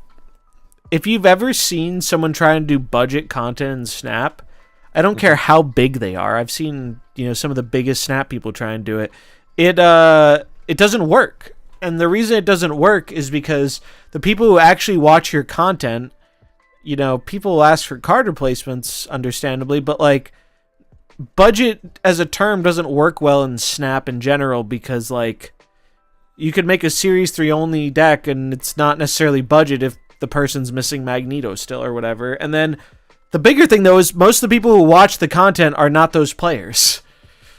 Like those players who actually are in that position have gotten turned off from the content because it never represents their experience. So like they're just not even looking. And so you don't get those people, and then the people who normally watch your content, it's not relevant to them. And so that's why budget content is like super dead in MarvelSnap. It's just there's not an audience. There's not an audience for it, or like the audience for it that theoretically exists doesn't watch content because they've been put off. Yeah, taking time off is really rough. Yeah, I don't know. I just feel like every other game that I'm playing doesn't demand my time. Like, Yep. Pokemon you can keep up with by opening 2 or 3 packs a day. And it's all you fun. gotta do. This other game that I'm playing, although I wouldn't really, well, I don't know if I wouldn't recommend it, but like there's no like, I don't know, it's like an indie card game, and so it just doesn't have that like aggressive monetization like treadmill live service. It feels more like Pokemon, where it's like I could hop in, play a few games, take a week or 2 off, you know, do that too. The ball's in your court, right? Yeah. Like you don't feel like you're stuck on the treadmill, and if you fall off, you're gonna have to try and re-jump back onto it while it's at full speed. like Hearthstone was like that too. It did a pretty good job of it because, like, you know, I got a lot like, better over the years for sure. But even before they had like the reward track, and you just had like the 100 gold. Hearthstone, you could actually grind. I mean, it wasn't much, but you could grind for extra rewards. Right. You but can't if you do that took in time Snap. off. Yeah, if you took the time off, it didn't feel like a big punish. Now you've got catch-up packs. It's because your money went further in Hearthstone. Like, yeah, because of the scarce cards, your money goes less far in Snap. And I talked with like Joffrey about this a bunch, but they give you a lot of things for free. Like, if you look at what they normally price things, they give you a lot of value for free. But the other side of that is what they ask you to pay is so ridiculously overpriced. like I thought, like, so I have until tomorrow to decide if I want to buy that Shadow King bundle, which is like the first bundle in some time that's decent. And like I feel like I'm at this point now where it's like if I'm getting a sense that I'm gonna buy something out of fear of missing out, then I'm just inclined to not buy it. Yeah. And it's it's just frustrating. What are we gonna yak about tonight? I don't know. I had some topics that I wrote out yesterday. I'd like to talk a little bit about the win trading and the Sure. And this like illusion that there's competitive integrity in Snap, and then of course how the person that like brought it to light was attack might be a strong word, but was harassed By the Snap Mafia. Yeah. We can talk about that. I want to talk about Etri and Deadpool's Diner a little bit. And that'll probably be a broader conversation about the Snap economy. New card, new pass card is free too. Free topic. I can give you the bundle picture of Yeah. Hey, you missed it. You can buy it for. Yeah, I can't believe you got that, Nate. That's so crazy. Oh, dude, I posted about Twitter on this. Like, it got a pretty good amount of engagement, and I got a lot of replies with people posting it too. I don't know. We can talk about Galacta and just the general state of the meta and the game, because I think that's like probably like, I don't know. It's pretty positive. I mean, I hate Conquest, but I just don't play Conquest. So, and like, they really de-incentivized it. There's no more gold, and like, it just seems like there's less and less of a reason to chase it.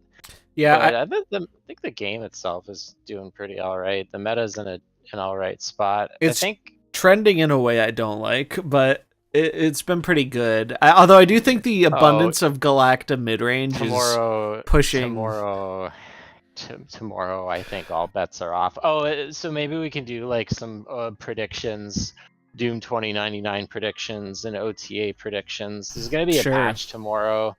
And there's going to be an OTA. I mean, I don't know how much we want to talk about I think the more interesting conversation is with the OTA. We can do our predictions, then people can laugh at us when we're wrong. That'll probably like take us till 10 o'clock, or 1 in the morning for you. I mean, I know it's only 3 topics, but they kind of like run the gamut. Yeah, they're big topics. No, it's fine, and I don't want to go super late, so that's fine. Sounds good. Have you played any games this month, Nate? A little bit, not a ton. I'm in the 80s. I'm in the mid 80s. We need a bingo card again. We do have to do a bingo again sometime. That was fun. Are we live? We're on zombies. I'm yeah, we're live on the Nom Noms channel.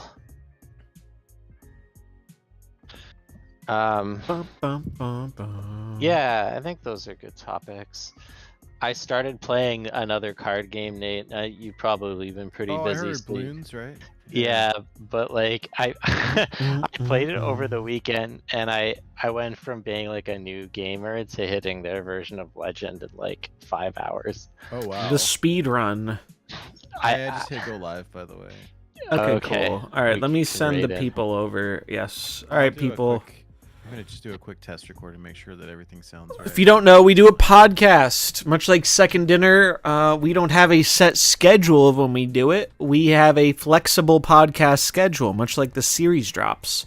So we do it when we can, and tonight is one of those nights, so we're going to raid into it. And so if you stuck around for, I don't know, I feel like 2/3 of this stream have just been yapping about the game as opposed to playing it. If you like that kind of thing, stick around, because we got a whole lot more of it. I just need I need images. The only one I have is the E-Tree one. Let me pull Hey it Price, up. what's up? Gosh, wait, there aren't really any other images I can for the topics. Oh, and I grabbed Galacta, the new card, so. Okay, Doom 2099, throw that up. That's gonna... And if you're new, drop a follow. And if you're feeling generous, some of those Bezos bucks if you happen to have them. Yeah, thanks for hanging. Stick around for more Marvel Yap. via this raid. Again, though, like I think it's actually like a very well designed game. Like the client